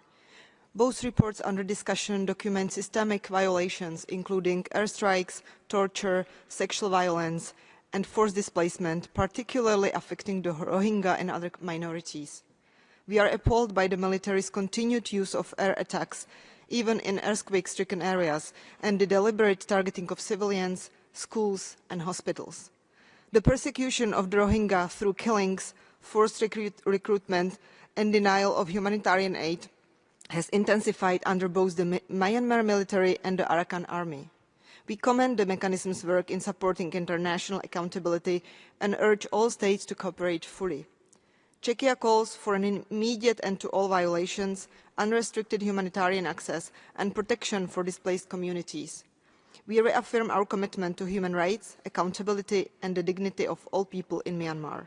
Mr. President, what concrete steps can be taken to ensure that the Rohingya and other victims of atrocity crimes are not only protected, but also meaningfully included in the future justice and peace processes? Thank you. Merci. Je donne la parole au distingué représentant de la Suisse. Monsieur le Président, la Suisse remercie les intervenants pour leurs exposés et les rapports du Haut-Commissaire et du mécanisme. Nous restons profondément préoccupés par les rapports sur une escalade des crimes de guerre et crimes contre l'humanité commis par toutes les parties au conflit. Comme noté par le Haut-Commissaire, les civils, y compris les minorités ethniques et religieuses, continuent d'être les principales victimes avec plus de 7000 morts vérifiés. Nous notons avec une inquiétude particulière les crimes commis dans les lieux de détention. Le rapport du mécanisme documente des preuves accablantes de torture systématique ainsi que de violences sexuelles. Ces pratiques doivent cesser immédiatement. Nous saluons les avancées importantes des enquêtes relatives aux opérations nettoyage de 2016 et 2017. Nous suivons avec une vive préoccupation la dégradation de la situation de l'État de Rakhine qui souligne l'urgence de mettre fin à l'impunité et de garantir les droits de l'homme et les libertés fondamentales des membres de toutes les communautés. Monsieur et Madame les intervenants, comment la communauté internationale peut-elle contribuer à créer un environnement propice à l'arrêt de la violence, à la justice et à la réconciliation du Myanmar? Je vous remercie. Merci. Je donne la parole à la distinguée représentante de la Chine. 主席先生、高瞻先生，缅甸问题本质是缅甸内政，中方一贯主张坚持缅人主导、缅人所有，支持缅走符合本国国情的发展道路，维护国家利益，广泛团结国内的政治力量，恢复稳定和发展，促进和保障人权。人权理事会有关讨论应当有助于缅和平和解、经济社会发展，而不是激化矛盾分歧，加剧局势动荡。中方主张各方建设性的对话与合作，反对公开施压做法。近期，中方根据缅相关方意愿诉求，积极开展劝和促谈的工作，并取得了积极的成效。中方将继续为此而努力，也呼吁国际社会从缅人民的利益出发，为缓和缅局势、助力缅发展、保障缅人权切实发挥建设性的作用。中方支持缅甸与孟加拉国对话协商，逐步解决若开邦避难民众遣返问题，也将继续提供力所能及的帮助。国际社会应当支持两国在已有基础上加強溝通，為推進緬遣返進程積累更多有利條件。謝謝主席及高瞻先生。Thank you, Mr. President. The security and humanitarian situation in Myanmar has been worsening. The effects of the coup d'etat continue across the country and in all sectors. Turkey reiterated its support for the democratic transition of Myanmar. Noting the announcement to hold the elections by late 2025 or early 2026, we will closely following the electoral process and its outcome. Elections must be free, fair, and reflect the will of the Myanmar people. Turkey supports ASEAN's 5-point consensus. We remain concerned by the deteriorating security conditions since October 2023, especially in the Rakhine state. Rohingya Muslims have been the most affected. We reiterate our call on all parties to respect international law, protect civilians, and allow unhindered flow of humanitarian aid. For a sustainable solution, it is vital to ensure accountability for the human rights violations against the Rohingyas and other minorities in Myanmar. ICJ ruling on the admissibility of the Gambia's application is a crucial step in this regard. We commend Bangladesh's generosity and reaffirm our joint responsibility to ensure the voluntary, safe and dignified return of the Rohingya people to their homeland. Turkey continues to stand by the Rohingyas and support them in various fields, including health, housing, education and income-generating projects. I thank you. Merci. Je donne la parole à la distinguée représentante de la Slovénie. Thank you, Mr. President. Slovenia aligns with the EU statement. We thank the High Commissioner and the independent investigative mechanism for their comprehensive reports. We remain concerned over reports of ongoing violence, including torture, sexual and gender-based violence, attacks on civilian populations and the denial of humanitarian assistance. Entire communities continue to face indiscriminate attacks, forced displacement and the destruction of essential infrastructure. The March 2025 earthquake displaced over 1 million people and caused thousands of deaths. In disaster-affected areas, the military continued attacks and obstructed humanitarian aid.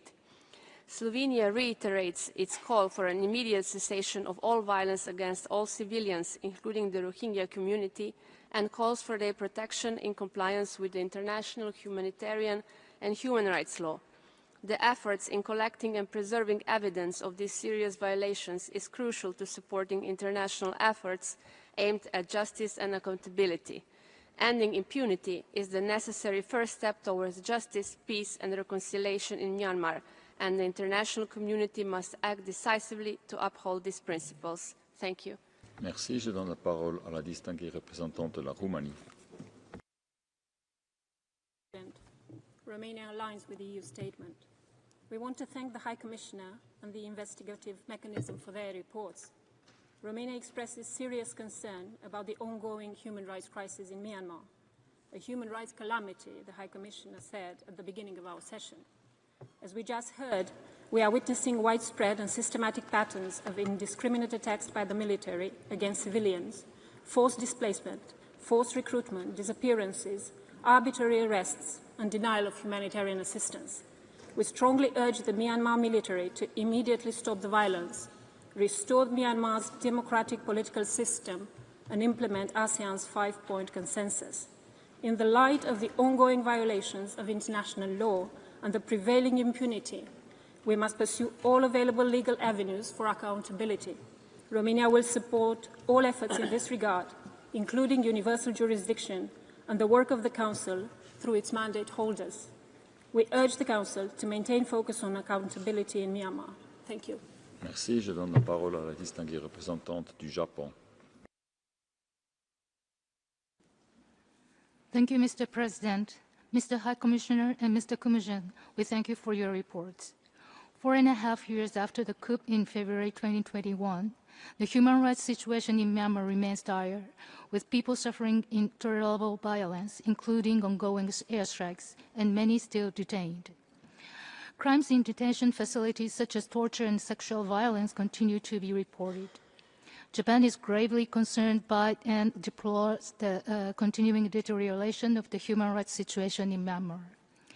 Myanmar's current regime lifted the state of emergency and announced plans to hold general elections between December 2025 and January 2026. We assert that these elections should serve as a step towards restoring a democratic political system.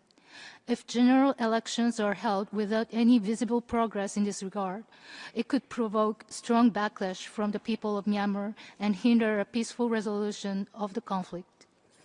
Japan once again strongly urges the Myanmar military to take concrete action to immediately stop the violence, release those detained, and swiftly restore Myanmar's democratic political system.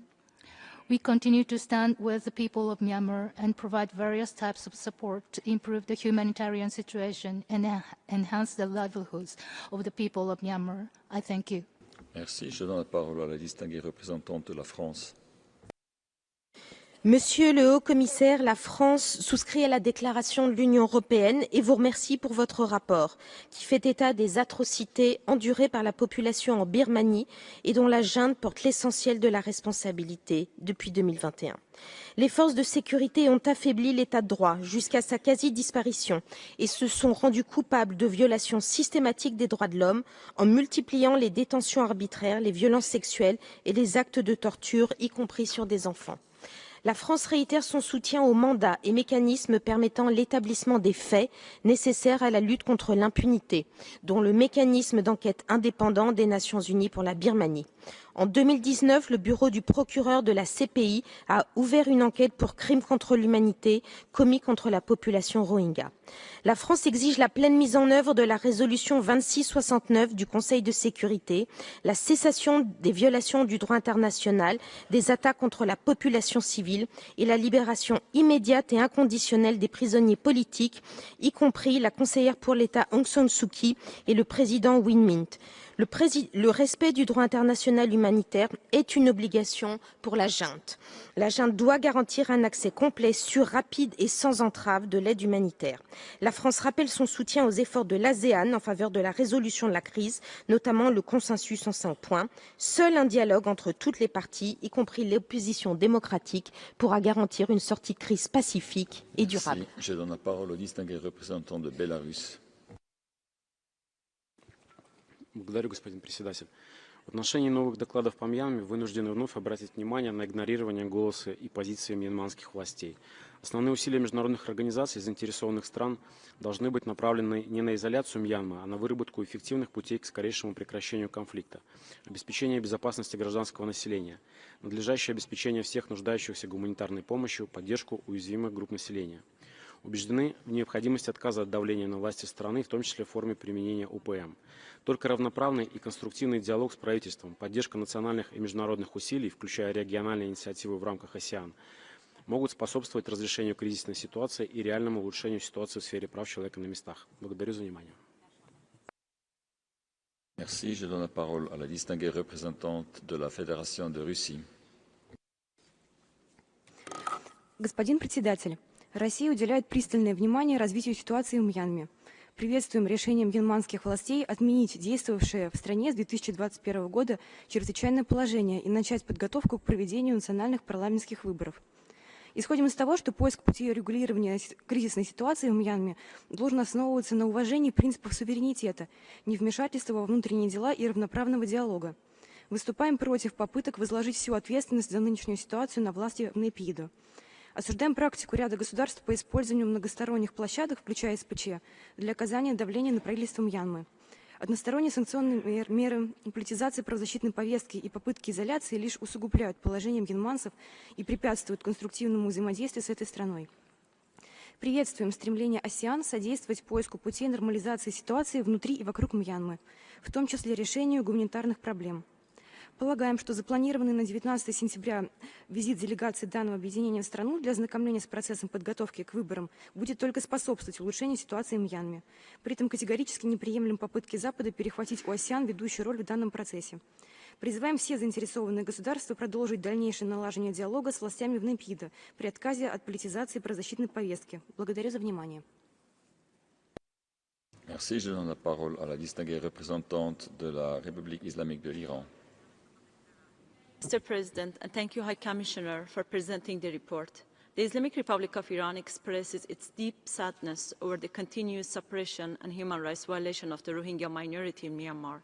The reports on deliberate burning of villages, closure of hospitals, and a blaze of medical stocks causing numerous preventable deaths in Rakhine State is both painful and distressing. Deceptive conscription practices, including false promises of citizenship, constitute additional factors which, alongside forced displacement, perpetuate the systematic violation of human rights in Rakhine State. Considering the critical responsibility of governments in preventing human rights abuses Iran once again urges Myanmar's authorities to ensure the protection and security of Rohingya Muslims, fully recognize their fundamental rights, including citizenship, and foster the conditions necessary for the voluntary, safe, dignified, and sustainable repatriation of Rohingya refugees to their homeland. Mr. President, Iran supports all the international and regional efforts conducive to a lasting solution to this complex crisis, including those undertaken by OIC and ASEAN, and appreciates countries that are hosting Rohingya refugees in spite of their own challenges and difficulties. Mr. High Commissioner, how United Nations can help the officials in Myanmar to participate in Human Rights Council and make them more accountable for what is happening under their administration. Thank you very much. Je donne la parole au distingué représentant de l'Espagne. Muchas gracias, señor presidente. España se suma a la declaración de la Unión Europea, agradece los informes del Alto Comisionado y del Mecanismo Independiente de Investigación. Estos informes evidencian, a nuestro juicio, dos realidades. Primero, que las violaciones masivas de los derechos humanos no son asunto interno de los Estados, porque tienen repercusiones más allá de sus fronteras sobre la paz y la seguridad regionales. Segundo, que los mecanismos de investigación de los que se dota el Consejo tienen un papel fundamental en la documentación de las violaciones como primer paso en la lucha contra la impunidad. Desde el año 21 se está cometiendo en Myanmar todo el amplio catálogo de violaciones de derechos humanos que figura en los informes, matanzas, desapariciones forzadas, torturas, etcétera, etcétera. Todo ello agravado por la inseguridad alimentaria y por los efectos de los recientes desastres naturales. Los informes también documentan la situación particularmente severa en el estadio de Rakhine, la persecución contra los rohingyas y otras minorías. Pero no podemos permitir la vuelta a las atrocidades del año 17 ni que continúe el desplazamiento forzado de personas. España hace un llamamiento a las partes en conflicto para que cesen en el uso de la violencia, el fin de la persecución de los rohingyas y demás minorías étnicas y a que se permita el rápido acceso de la ayuda humanitaria. Muchas gracias, señor presidente. Merci. Je donne la parole à la distinguée représentante des Maldives. Thank you, Mr. President. The Maldives welcomes the comprehensive reports presented today. We remain gravely concerned by the worsening situation in Myanmar. The latest findings point to an alarming escalation of war crimes and crimes against humanity, including indiscriminate airstrikes, systematic torture, sexual and gender-based violence and attacks on civilians, even in the wake of natural disasters. We are particularly disturbed by the plight of Rohingya, who continue to suffer persecution, displacement, and denial of their fundamental rights. Credible evidence of the destruction and appropriation of Rohingya villages further undermines prospects for their safe and dignified return. We take note of the ICC prosecutor's request for an arrest warrant against a senior military leader. These developments send a clear message that impunity will not prevail. The Maldives renews its call for an immediate end to violence, the release of political prisoners, and unhindered humanitarian access. We commend Bangladesh for hosting Rohingya refugees and its continued support to the mechanism and reaffirm our support to the Gambia's case of the ICJ as an intervening state. We remain steadfast with the people of Myanmar in their pursuit of justice, democracy, and human dignity. I thank you. Merci. Je donne la parole au distingué représentant de la Colombie. Agradecemos el desarrollo de este diálogo conjunto sobre los informes del Alto Comisionado y del Mecanismo Independiente de Investigación para Myanmar. Destacamos el trabajo del mecanismo de investigación que ha permitido documentar crímenes de guerra cometidos en todo Myanmar por distintos actores, tanto antes y después del golpe de Estado del 2021. Valoramos profundamente estos esfuerzos esenciales para evitar la impunidad, garantizar el derecho a la verdad y asegurar la justicia para las víctimas. Reconocemos los esfuerzos del Alto Comisionado en el seguimiento y monitoreo de la situación de derechos humanos en el país.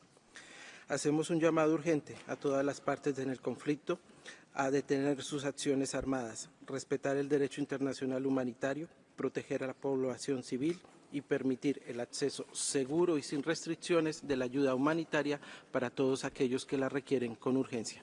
Muchas gracias. Merci. Je donne la parole au distingué représentant de l'Égypte. السيد الرئيس، تأخذ مصر علما بتقرير الآلية المستقلة لجمع الأدلة المتعلقة بالجرائم الدولية الجسيمة وانتهاكات القانون الدولي في ميانمار، وتؤكد إدانتها الكاملة لجميع الانتهاكات ضد أقلية الروهينجا، وتعرب عن أسفها إزاء استمرار وضعهم المأساوي، وتطالب حكومة ميانمار بوضع حد لتلك الانتهاكات من خلال اتخاذ الإجراءات الكفيلة بتوفير الحماية اللازمة لهم وإيجاد حل دائم للأزمة. هذا وتدعم مصر جميع الجهود على المستويين الإقليمي والدولي الرامية لتفعيل المحاسبة في هذا الصدد، وتدعو مكتب المفوض السامي للتواصل والتعاون مع منظمة التعاون الإسلامي أخذا في الاعتبار محورية دور المنظمة في تلك القضية. كما تسمم مصر في هذا الإطار دور بنغلاديش وجهودها المستمرة لمواجهة تداعيات أزمة الروهينجا، وتدعو المجتمع الدولي لتقديم الدعم اللازم للدول المستضيفة لهم والنظر في حلول عملية ومستدامة لمشكلة اللاجئين. شكرا للسيد الرئيس.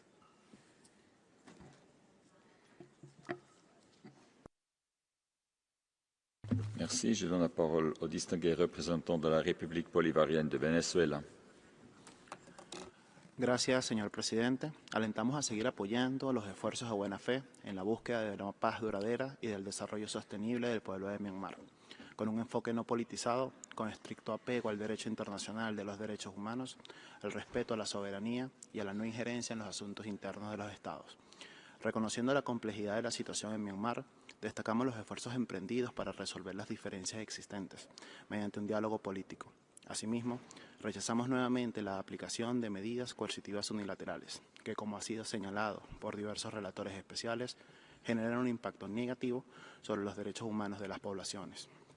Venezuela seguirá abogando por la vigencia de los derechos humanos de la población, alentando los esfuerzos por la paz y la reconciliación nacional en Myanmar, exhortando un diálogo político como vía esencial para solucionar las diferencias en el país. Muchas gracias, señor presidente. Merci. C'était la dernière intervention sur ma liste. Nous passons à la liste des institutions nationales des droits de l'homme et des organisations non gouvernementales. Je donne la parole à Fortify pour une intervention par vidéo. Human Rights welcomes the reports of the High Commissioner and the IIMM and thanks them for their tireless efforts to ensure accountability for the crimes occurring in Myanmar. Mr. President, after sustaining heavy battlefield losses as a result of coordinated resistance military operations in late 2024, the Myanmar junta is increasingly using its air force to indiscriminately attack civilians and civilian infrastructure in opposition-held and contested territory. A recent Fortify Rights report documents a series of airstrikes in Kachin and Karenni states that killed hundreds of civilians and destroyed homes, schools, and hospitals, and likely constitute war crimes under international law. Our investigation also reveals the names and ranks and positions of 22 Myanmar military and Air Force commanders and personnel individually responsible for ordering or authorizing airstrikes that have killed and maimed countless civilians. Fortify Rights calls on the international community to implement targeted and coordinated sanctions against the individuals named in our report and others responsible for international crimes in Myanmar.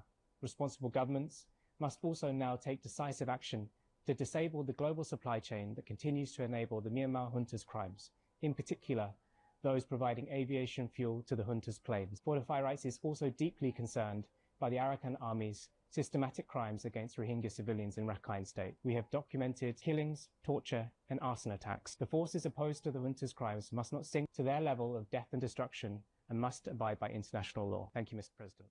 Merci. Je donne la parole à Human Rights International. Mr. President, we welcome the report of the Independent Investigative Mechanism for Myanmar. The fact that the report continues to find evidence of war crimes and crimes against humanity committed more frequently and with greater intensity is particularly important in the context of the upcoming high-level conference. The conditions for the voluntary return of Rohingya refugees are clearly not present on the ground. In previous statements, we have raised concerns regarding the devastating aerial attacks perpetrated by the Myanmar military on civilians and civilians' infrastructure, including IDP camps, schools, religious buildings and health facilities. The report has highlighted the traumatising impact that the strikes have had on mental health, in particular on children who live in constant fear of attacks from above. The humanitarian situation in Myanmar and in refugee camps in Thailand and Bangladesh continues to worsen. The lack of urgent humanitarian assistance could force refugees back to dangerous conditions in Myanmar. we request Member States of the United Nations to, 1, scale up much-needed humanitarian funding in Myanmar, prioritising support to local and grassroots organisations that provide essential services and aid. 2, urgently reverse humanitarian funding cuts supporting camps hosting refugees from Myanmar in neighbouring countries. And 3, immediately cease the transfer of arms, jet fuel, surveillance equipment or technologies that risk contributing to violations and abuses of international humanitarian and human rights law. Thank you. Merci. Je donne la parole à Humanists International par video. Thank you, Mr. President. I make this statement on behalf of Humanists International and Burmese Atheists. Burmese Atheists is a grassroots humanist organisation, and I make this statement on their behalf as they face grave security risks for expressing dissent. We thank the IIMM for its work and the High Commissioner for his report. The IIMM's evidence must support the process of holding those who have violated international law accountable. These crimes include indiscriminate bombing, extrajudicial killings, forced conscription, unlawful detention, and systematic acts of repression against civilians, including ethnic and religious minorities. Continued cooperation between the IIMM, this Council, and the ICC towards justice is a necessity, and we urge Member States to support these processes. We express great concern at the military regime's plans to hold elections this coming December. While we of course hope and strive for a return to a democratic Myanmar, these elections represent nothing but the junta's attempt to manufacture democratic legitimacy. Despite the purported end to the state of emergency, military occupation remains. No electoral outcome can be deemed legitimate when conducted under such conditions of coercion and exclusion. Any credible electoral process must be inclusive, transparent, and conducted free from coercion. There must be a credible opposition, and the junta must release trade unionists and political opposition leaders, including State Councillor Aung San Suu Kyi. Independent media must be restored, and human rights, including freedom of expression and of association, must be guaranteed. We urge this Council to unequivocally reject the sham electoral process and mobilise coordinated efforts to recognise and vindicate meaningful civilian rule in Myanmar. Thank you. Merci. Je donne la parole à Human Rights Now. Multiple violations by Myanmar's military make it impossible to expect that its planned national election will be free or fair, including its elimination of all independent media. It is the dissolution of more than 40 opposition parties, its suspension of civil and political protections allowing for warrantless arrests and arbitrary surveillance, the ongoing conflict which excludes large areas of the country from the election, and a new electoral law imposing severe punishments for speech and protests against the electoral process. These follow the military's pattern of flagrant civil and political rights violations, including more than 22,000 political prisoners since the coup. A sham election will only legitimize the military's abusive rule. The military is also continuing to target civilian areas with indiscriminate attacks, exacerbating Myanmar's humanitarian emergency. Over 22 million people require urgent humanitarian assistance, and more than 3.5 million have been displaced. But the UN humanitarian response plan has only been 12% funded, and the military continues to blockade and obstruct aid delivery. We call on the military to restore Myanmar's democratically elected government, immediately end the conflict and end all measures violating civil and political rights, and free all persons arbitrarily arrested. We call on states to greatly increase aid to Myanmar, impose appropriate sanctions and weapons and jet fuel embargoes against the military, and require companies to conduct heightened due diligence and end any business supporting the military until its violations end. Thank you. Merci. Je donne la parole à Asian Forum for Human Rights and Development. Mr. President, 8 years have passed since the world condemned the Rohingya genocide. Yet this genocide continues. Now our people face abandonment by the international community. Food rations for more than 1 million refugees in Cox's Bazar have been cut. Children go hungry. Inside Myanmar, conditions are even worse. The military have replaced bullets with starvation. They are blockading aid and trade to deliberately deprive civilians of food. In central Rakhine, more than 120,000 Rohingya, half of whom children, remain confined to camps, surviving on scraps of root vegetables as the bare minimum cash assistance runs out. In northern Rakhine, Arkan army are subjecting our people, arbitrary arrests, torture, sexual violence, forced labor, and mass killing. Last year's massacre at Hoyasuri, described by a survivor as river of blood, is just one example. The genocide continues, now by two oppressors. We call on this Council and Member States to fully fund Rohingya humanitarian response, demand and end blockades and weaponized starvation in Myanmar, ensure accountability for crimes by both military and Arkan army, including by publicly supporting the arrest warrants by the Argentina court for senior military figures in our universal jurisdiction case, protect Rohingyas in Bangladesh and protect Rohingya in Rakhine State, guarantee Rohingya participation in decision shaping our future. Doing nothing is not neutral, it is a choice to let genocide continue. I give the floor to Legal Action Worldwide. High Commissioner, our team on the ground in Bangladesh continues to document ongoing violations of human rights in Myanmar by the military junta. Survivors from Rakhine State report severe abuses by the Arakan army, including restrictions on movement and livelihoods, forced labour, arbitrary arrests and acute hunger. Despite extensive evidence of ongoing atrocities, the United States has lifted sanctions on allies of Myanmar's generals. The military continues to find new ways to escape remaining sanctions ahead of sham elections planned for December. Meanwhile, in Bangladesh, school closures in the camps following aid cuts have further stripped Rohingya children of any hope for their future. The International Court of Justice hearings will advance next year, but justice for the people of Myanmar requires coordinated action now. Through increased and strengthened sanctions, use of universal jurisdiction to initiate investigations and prosecutions for core international crimes, and unwavering political pressure. Hundreds of Rohingya that we represent demand reparation, including citizenship and access to land destroyed or confiscated by the military and Arakan army. This Council's recent resolution highlighting the need for reparations is a step in the right direction. Rohingya urged Member States to address restoration of rights, including access to land, in the Rohingya Future Roadmap. We asked the panel, how can this Council ensure Member States prevent further harm, as well as survivors' rights reparations? Thank you. Merci. Je donne la parole à Human Rights Research League par video. Thank you, Mr. President. The persecution of the Rohingya has not ended. It has shifted.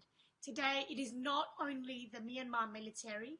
Rohingya civilians are also under attack by the Arakan army through killings, forced conscriptions, sexual violence, starvation, and blocked aid. In Bangladesh, over 1 million Rohingya remain trapped in limbo.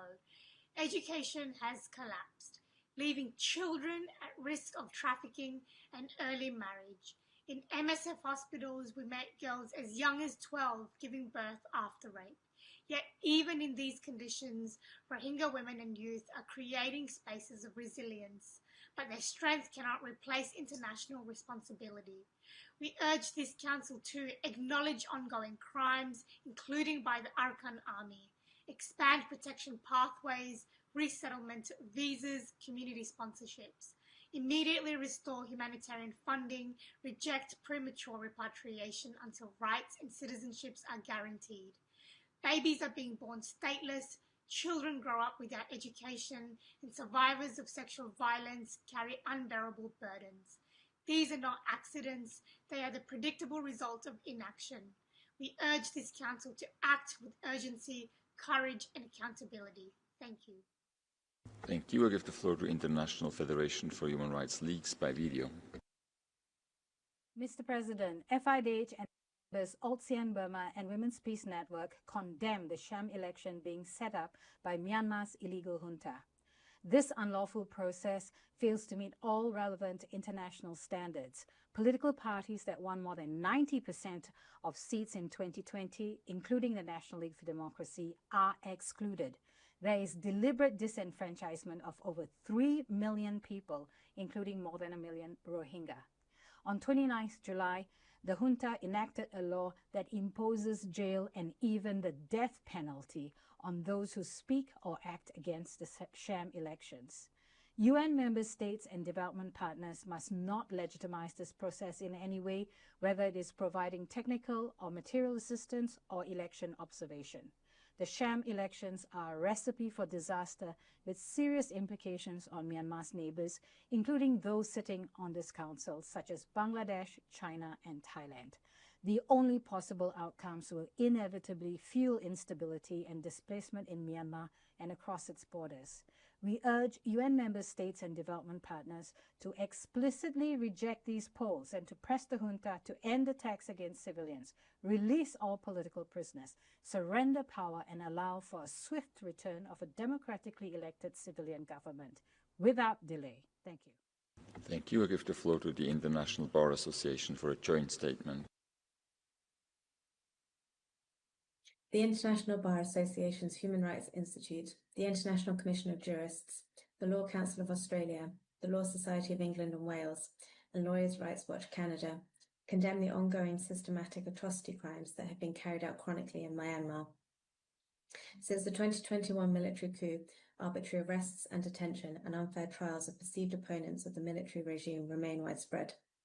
Over 1,800 people have reportedly died while detained by the military junta, amid reports of systematic torture and other ill treatment of individuals in detention, including rape and other sexual violence and denial of medical care. Judges reportedly dismiss lawyers' credible allegations of torture, with forced so-called confessions being routinely relied upon by courts to convict perceived opponents. Military-controlled courts have sentenced over 170 people to death without respect for due process, fair trial rights, or judicial independence. Lawyers face severe and undue restrictions on the exercise of their professional duties, having to work under a constant fear of being arrested. Credible sources report that 68 legal representatives have been arrested since the 2021 coup. We again urge this Council to respond decisively to the human rights crisis in Myanmar and call on the international community to use and support all necessary and effective means to ensure justice and accountability for all crimes under international law. Thank you. Thank you. I give the floor to Lawyers' Rights Watch Canada for a joint statement. Mr. President, Lawyers' Rights Watch Canada and the International Bar Association Human Rights Institute join the High Commissioner's continued call on the Myanmar military and other armed groups to seize violations of international humanitarian law and international human rights law. During the 4 years since the military coup in Myanmar, there has been an unabated rise in indiscriminate and systemic attacks on ethnic minorities by the junta. 3.5 million are displaced and over 20 million are in humanitarian need across Myanmar. The root cause of violations is the unbridled impunity of Myanmar's military, including laws that violate international law implemented by courts subsumed by the junta. Absent the rule of law and independent courts, most crimes committed by the junta are unreported. More than 22,300 are unlawfully detained without access to independent courts or adequate legal representation. Torture, ill-treatment, and extrajudicial killings are routine, along with arrests of lawyers. At least 53 lawyers have been arrested since the coup. Military-controlled courts have sentenced 172 detainees to death. We call on all council members, observer states, and UN bodies to halt engagement with the junta and stop the flow of weapons. Engage with the National Unity Government, ethnic communities, and civil society to strengthen local governance systems, and promote a Security Council resolution for a full referral to the International Criminal Court. Thank you. Merci. Je donne la parole aux panélistes pour leurs remarques finales. Vous disposez de 3 minutes chacun. Monsieur Saouk, vous avez la parole, s'il vous plaît. Thank you, Mr. President. I just wanted to emphasize on the fact that the military junta, as we speak, is planning on holding an election on top of the countless bodies and the anguish of the millions of people of Myanmar. Please do not legitimize these elections. It will worsen the situation. It will compound the suffering of people and stretch our suffering for many, many more years. Please do not legitimize or give any credibility to these elections. ASEAN has already stated that within its 5-point consensus, there's no mention of elections. The military junta for the last 5 years has not delivered on any of the points mentioned by ASEAN, not to mention of the elections. Even the first point of ceasing the violence has not been implemented. So the military junta must be held to account, and the member states has the responsibility to assist to make sure that this coup fail, because the Secretary General himself has already stated that his mission is to make the election fail. Almost 5 years later, we are still fighting in ourselves in a situation where the military is actively attempting to legitimize itself through the elections. And make no mistake, violence will increase and the suffering of people will increase if you let the military hold these elections. Anyone who has engaged in killing and committing atrocities against its own citizens, civilians, thousands of them, should not have anything to do with elections. And the members have the responsibility to make sure that the international order of decency, of humanity still exists, and it has to start with this council. Thank you very much. Thank you. Mrs. Lucky Karim, please. Thank you so much, Mr. President, Mr. Nick IIM, and Mr. High Commissioner. Please allow me to thank all the countries that host majority of the Rohingya communities, including Bangladesh, Malaysia, Thailand, and Indonesia, and more. And thank you to all the donor countries for providing life-saving assistance to the millions of refugees in Bangladesh and also in Southeast Asian countries. Also, thank you to the INGOs, UN agencies, and the member states and all the stakeholders for your continuous support. The upcoming high-level conference on the 30th of September in New York is an opportunity for all of you and for all of us to support our effort in ending the genocide in Myanmar and finding a sustainable solution for the millions of refugees that are displaced in our neighboring country. As I mentioned by my fellow speakers already, the sham election the military regime is talking about in December earlier this year is not going to be free or fair at all, and is being rejected already by all the ASEAN countries, as we've seen in this statement. Moving forward, as we think through the short-term and the long-term, medium-term solutions for the refugees, this is not the right time for us to talk about repatriation for the millions of refugees that are in Bangladesh to an unsafe and unchanged situation in Myanmar. Thank you. Thank you. Nick, please. Thank you. There were several questions about what member states can do about stopping these attacks, especially the attacks that are affecting children and other non-combatants. I think one important message, of course, that you can send is that these attacks will not go unpunished. These crimes won't go unpunished when civilians are specifically targeted. And to do that, states need to show their resolve, their political will. Part of that is by saying it won't be tolerated, and we will support courts and mechanisms that will collect evidence and prosecute these cases. Our own mechanism is facing severe financial limitations. The whole United Nations and many of the NGOs also in this room know about that. But we're having, despite having 20% cuts in our staff, we also have no funding starting next year for several fundamental aspects of our work. Our open source research unit that has obtained so much evidence that we can find these days on the internet and has contributed so significantly to our investigations. We have no funding starting next year so far. The same with Crimes Against Children and Sexual Violence Unit. This unit has been funded up till this year, through the end of this year. We have no funds for next year. We also don't have any funds to support witness protection measures and measures to provide psychological support to witnesses. We have many brave witnesses who come to us and talk about being detained, being tortured, often being raped in detention. We want to be able to provide some kind of psychological support to these individuals, but that depends upon additional contributions. Also, states can help us by making it clear that they will allow us to conduct activities, our evidence-gathering activities on their territory, and interview witnesses on their territory. This is fundamental to us gathering the evidence.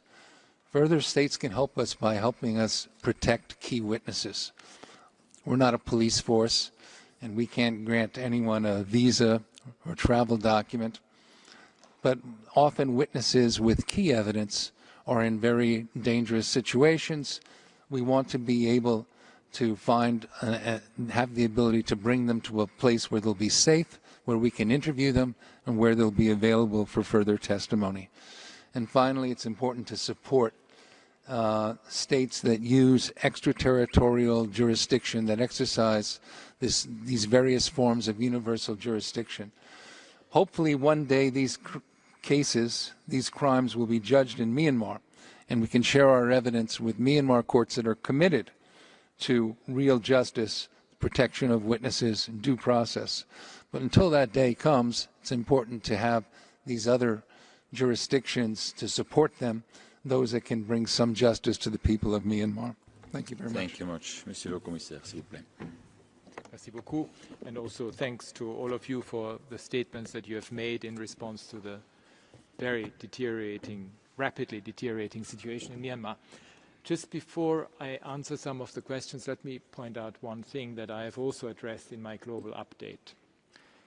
When we talk about sovereignty and internal affairs, let's also look at the Charter again. And the Charter makes it absolutely clear that when it comes to matters of international concern, such as human rights, that this is not in any way an interference in the domestic affairs of a country. In fact, sovereignty comes with responsibility. And if one looks at the data, not only the data that we have presented today, but also the data of when you look at the development of the conflict, when you look at the intensification of the conflict nationwide, if you look at the humanitarian situation with 22 million people in need of humanitarian assistance, with over 15 million are facing acute food insecurity, when you look at the displacement, internal displacement numbers, the refugee outflows that we have seen into Bangladesh and neighboring countries, it is absolutely clear that this is a matter of international concern and not something that is purely relegated to internal affairs. And I think I need to make that point very clear at the beginning. Look, at the elections, let's disentangle what elections, free and fair elections, mean. In a context where you have autocratic military rule, where you have an ongoing internal armed conflict, where half of the political class is arbitrarily detained, where you still have ongoing violence against civilians and civilian inhabited areas, where you have the military purging nearly all political parties who have opposed their coup, declaring the largest parties illegal, where the voter and party registration processes have lacked any compliance with standards of independence, fairness, representative democracy and legitimacy, where villagers have been warning us that they fear the military will deploy units to force villagers to vote. I mean, frankly, can anyone support such elections? Because that will neither realize the legitimate democratic aspirations of the Myanmar people, nor create the conditions for long-term peace, stability and sustainable development. So I agree entirely with the ASEAN chair that elections will not end the violence or resolve the crisis. The only thing that can lead to that is de-escalation and humanitarian access. Elections are not going to be the solution. I welcome also the focus of many of you on the Rohingya issue. We will have the conference on the 30th of September, the high-level conference. I hope it will galvanize action. I hope there will be a stronger commitment and a roadmap for durable solutions and accountability. I mean, it is, of course, worrying that we have seen the suspension of aid programs for Rohingya in Bangladesh in particular. And I also agree with Malaysia that a comprehensive approach is needed. It's not the focus cannot only be on voluntary repatriation, because as we know at the current circumstances that's not possible because the conditions are not there, but we need more legal status, we need more integration of Rohingya, we need resettlement, we need all kinds of other avenues. And in any case, we cannot allow international law to be violated through pushbacks or instances of refoulement. I also want to, and that's the last point out that this is an interesting example of strong collaboration within the human rights ecosystem. So each component of the response to Myanmar plays its part. My office, as you know, based in Bangkok, which continues to monitor and provide credible, verified and authoritative information so that we can report back to you, to the Human Rights Council on the situation and provide the early warnings, the independent international mechanism for Myanmar, with the evidence collection, which is incredibly important, the special rapporteur in his advocacy and reports, and the cases that are currently before the ICC and the ICJ. All of this plays its part, but we need absolutely clear member state action on the many recommendations that all of us have provided, including the Security Council, in order to see a sea change in Myanmar. Again, thank you very much. Merci beaucoup. Ceci nous amène à la fin de ce dialogue interactif renforcé. Je tiens à remercier tous les intervenants pour leur participation et leur présentation. Nous ferons une courte pause avant d'entamer le dialogue interactif sur le Sri Lanka. Merci.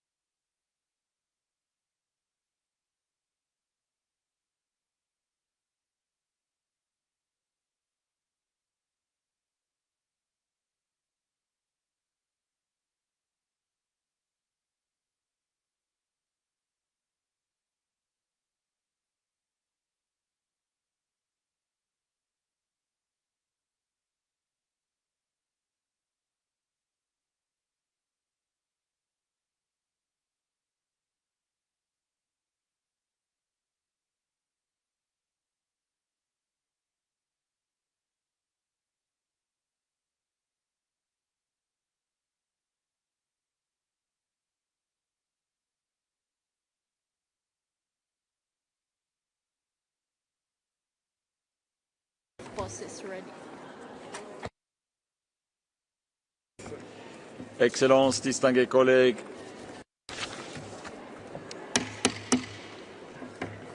s'il vous plaît, nous allons entamer le dialogue interactif sur le rapport du Haut Commissariat aux droits de l'homme sur la situation des droits de l'homme au Sri Lanka, conformément à la résolution 57/1 du Conseil. Je rappelle que la durée des dialogues interactifs est d'1 heure et 30 minutes. Cependant, en fonction du nombre de délégations inscrites pour chaque dialogue interactif, si le temps nous le permet, les vice-présidents et moi-même détermineront si nous pouvons dépasser la durée d'1 heure et demie pour certains dialogues afin de donner la parole à davantage de délégations. J'ai l'honneur d'accueillir M. Volker Türk, Haut Commissaire aux droits de l'homme, pour présenter le rapport. Vous avez la parole. Merci beaucoup, Monsieur le Président. Excellencies, Sri Lanka today has an historic opportunity to heal from the cycles of violence and impunity that have dominated for decades. The government has a clear mandate from across the nation for transformative reform, accountability, truth and justice. During my recent visit, the country's leadership pledged a fresh direction on long-standing issues. It is crucial for this approach to be translated into a coherent, time-bound plan for concrete action. The report I'm presenting today sets out key areas for focus, including delivering accountability and justice, fundamental legal and institutional reforms, and eliminating the discrimination and the division that have poisoned politics for generations. Mr. President, Excellencies, First and foremost, my report calls for decisive action by the government on justice and accountability, which are essential to fostering a future of healing, reconciliation and sustainable peace. I welcome the government's pledge to take action on major, long-standing issues, including strengthening the rule of law and ending ethnic discrimination and the politics of division. During my visit, I witnessed the continued suffering of victims of human rights violations and abuses. At a mass gravesite at Chemani, I met a family who were searching for and grieving the loss of a loved one. A woman from a southern province told me that after 30 years, she is still looking for her husband. Independent, transparent and credible investigations are critical to restoring trust. My report notes that conflict-related sexual violence remains deeply stigmatized and many survivors feel completely abandoned. Impunity can be a second form of violence that perpetuates cycles of harm. The demands of victims and survivors must be addressed. Their voices must guide the government's policies on accountability, truth, justice and reparation. This calls for a formal acknowledgement of violations and abuses, including during the civil war. Victims and survivors need the state and its security forces to accept responsibility and recognize the lasting impact of violations and crimes committed by them, alongside those committed by non-state armed groups such as the LTTE. There must be a shared sense of the facts and a shared conviction that justice is being served.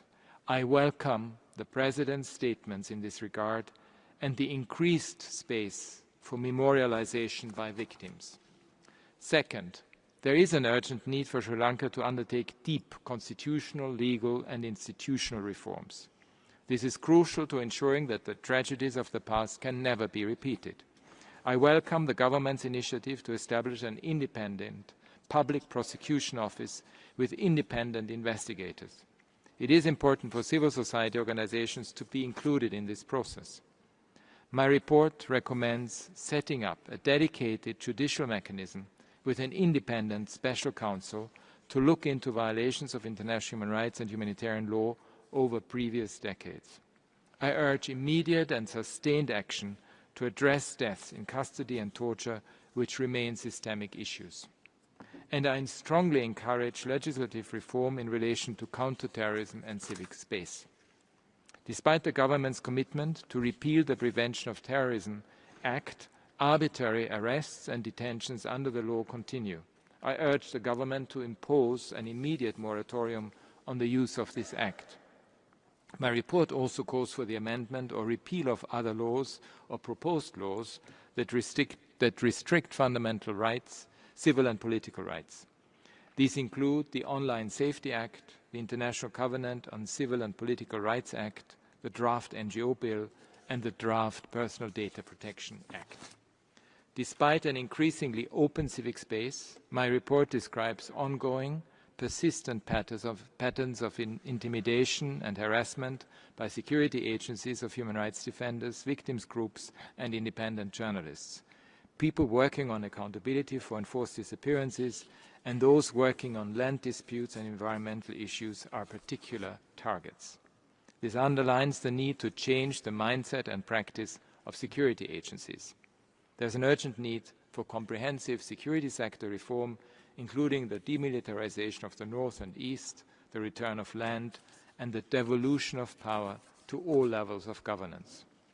Mr. President, third, I welcome the new government's declared commitment to economic and social justice. My report notes that many Sri Lankans are enduring extreme hardship after the worst economic crisis in living memory. Both the poverty rate and food prices have almost doubled in the past 5 years. Malnutrition and childhood stunting have increased by almost a third. Support for the Malayaha Tamil community needs to be a priority.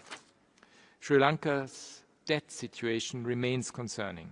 This year's budget allocated almost 60% of revenue to interest payments, which are expected to remain high for the next decade. The imposition of new tariffs by the United States will also have a serious impact on the clothing sector, a cornerstone of Sri Lanka's economy. My report welcomes the government's efforts to strengthen the social safety net and to tackle corruption and economic mismanagement. I hope this wave of change can be the basis for a new social contract and a transition towards a human rights economy in which all financial and budgeting decisions take the protection of human rights into account. I also urge external creditors to provide Sri Lanka with the fiscal space it needs to invest in its people and their economic, social and cultural rights. Mr. President, international engagement through my office, through this Council and the human rights mechanisms can play an important part in the change Sri Lanka so desperately needs. My office stands ready to assist Sri Lanka on this journey. One example of our work, mandated by the Council, is the Sri Lanka Accountability Project, through which we have built a secure repository of over 105,000 items of evidence, a critical resource for legal processes, justice and truth-seeking. I call on all Member States to support this work. I also call on them to cooperate in investigating and prosecuting alleged perpetrators of international crimes committed in Sri Lanka under principles of universal jurisdiction and to explore further sanctions against people credibly accused of gross violations of human rights. I encourage Sri Lanka to seek international assistance with the exhumation of mass graves and other investigations. Together, the international community can support Sri Lankans to escape from the twin threats posed by persistent impunity and deep inequality. Thank you. Merci beaucoup. Je donne maintenant la parole au distingué représentant du Sri Lanka. Vous disposez de 5 minutes. Mr. President, High Commissioner, 1 year ago, the people of Sri Lanka voted with one voice to bring about a transformation and usher in a new political culture. Our democratic traditions have been upheld through timely elections held in free, fair and peaceful manner. A number of measures have been introduced to promote the economic and social well-being of the people, to strengthen reconciliation and ensure social justice. Mr. President, the government has provided comments on the High Commissioner's report, and I wish to address some of the matters raised in it. Our anti-corruption drive has been strengthened with new legislation enabling independent investigations and prosecutions leading to landmark convictions. The government is in the process of repealing the PTA and introducing new counter-terrorism legislation. Amendments are being formulated through consultations to the Online Safety Act. The government continues to strengthen the domestic reconciliation mechanisms by guaranteeing their independence and the necessary financial and human resources allocations. Respecting the right for truth and justice, the government has allocated required resources for excavations at the Chemmani grave site, which are being carried out under judicial supervision. Further consultations are underway with a view to establishing a Truth and Reconciliation Commission. The Cabinet of Ministers approved the proposal to prepare a national policy and action plan on reconciliation and coexistence. The government has issued instructions to law enforcement authorities to guarantee and enabling environment and sufficient space for civil society. People from all parts of the country memorialize their loved ones without any hindrance. In line with the government's vision and commitment for a reconciled Sri Lanka, a Sri Lanka Day is to be celebrated in the first week of December. Views of the general public and the National Human Rights Commission have been called for the establishment of an independent public prosecutor's office. Mr. President, the Attorney General would prefer indictments only if there is a prima facie case against an accused, and as such, the negative portrayal of the AG's office in the report does not stand to reason. The prosecutorial discretion of the Attorney General is not an unfettered power and is subject to the full force of judicial review. The reference to the amended Personal Data Protection Act in the report is erroneous, as the proposed revisions are not related to exemptions as indicated. The government is committed to advancing accountability through credible domestic processes. Recent decisions by the Sri Lankan courts demonstrate the independence of the Sri Lankan judiciary. The government has afforded full independence to the police, and investigations have been resumed into many long-standing cases, including the Easter Sunday attacks and attacks against journalists. A large majority of lands have been released. Adequate compensation is paid to rightful owners where release is not possible. A cabinet-appointed committee is addressing competing claims and land issues faced by people living in areas identified as state reserves and places of archaeological significance. To build confidence among the public, the government is taking several initiatives, including opening of roads, infrastructure, development, livelihood support, and promotion of industries. Legislation is being formulated to increase wages in the plantation sector, while over 5,000 houses are to be handed over shortly. A bill introducing a right-centered approach to persons with disabilities is to be presented to the Parliament soon. Sri Lanka has continued to engage constructively with this Council, OHCHR, as well as with the regular human rights mechanisms. Mr. President, developments within less than a year clearly demonstrate our genuine commitment and determination to protect and promote the rights and well-being of all Sri Lankans through our domestic processes. Therefore, the government is opposed to any external mechanism imposed on us, such as the Sri Lanka Accountability Project, which serves to create divisions and complicate the national reconciliation process underway in Sri Lanka. We are committed to working towards a country that respects and celebrates the diversity of its people in line with our domestic legal framework. The government will continue to work in close cooperation with the international community through capacity building and technical assistance in mutually agreed areas to further strengthen these efforts. We urge this Council to take note of the progress made within a short period. We seek your continued support to provide us the time and space that is required to make use of this historic opportunity to advance the rights and well-being of Sri Lankans through national processes. Thank you. Merci. J'invite à présent les délégations intéressées à poser des questions au rapporteur spécial et à formuler des commentaires sur les déclarations. Le temps de parole est limité à 1 minute et 30 secondes pour chaque intervention. Il nous reste le temps pour 3 interventions ce matin. Et je donne la parole au distingué représentant du Koweït au nom du GCC. السيد الرئيس، أخذت دول مجلس التعاون علما بتقرير المفوض السامي لحقوق الإنسان حول حالة حقوق الإنسان في سريلانكا. السيد الرئيس، تتابع دول مجلس التعاون باهتمام التطورات الأخيرة في سريلانكا ولا سيما تشكيل الحكومة الجديدة وما أبدته من تعهدات إصلاحية والتزامها بتعزيز الشفافية والحكم الرشيد، كما تثمن الجهود المبذولة في التخفيف من حدة الأزمة الاقتصادية وتعزيز الأمن الغذائي وتوسيع شبكات الحماية الاجتماعية وتقديم الدعم للأسر الفقيرة. كما ترحب دول المجلس بتفاعل الحكومة السريلانكية مع آليات حقوق الإنسان الدولية.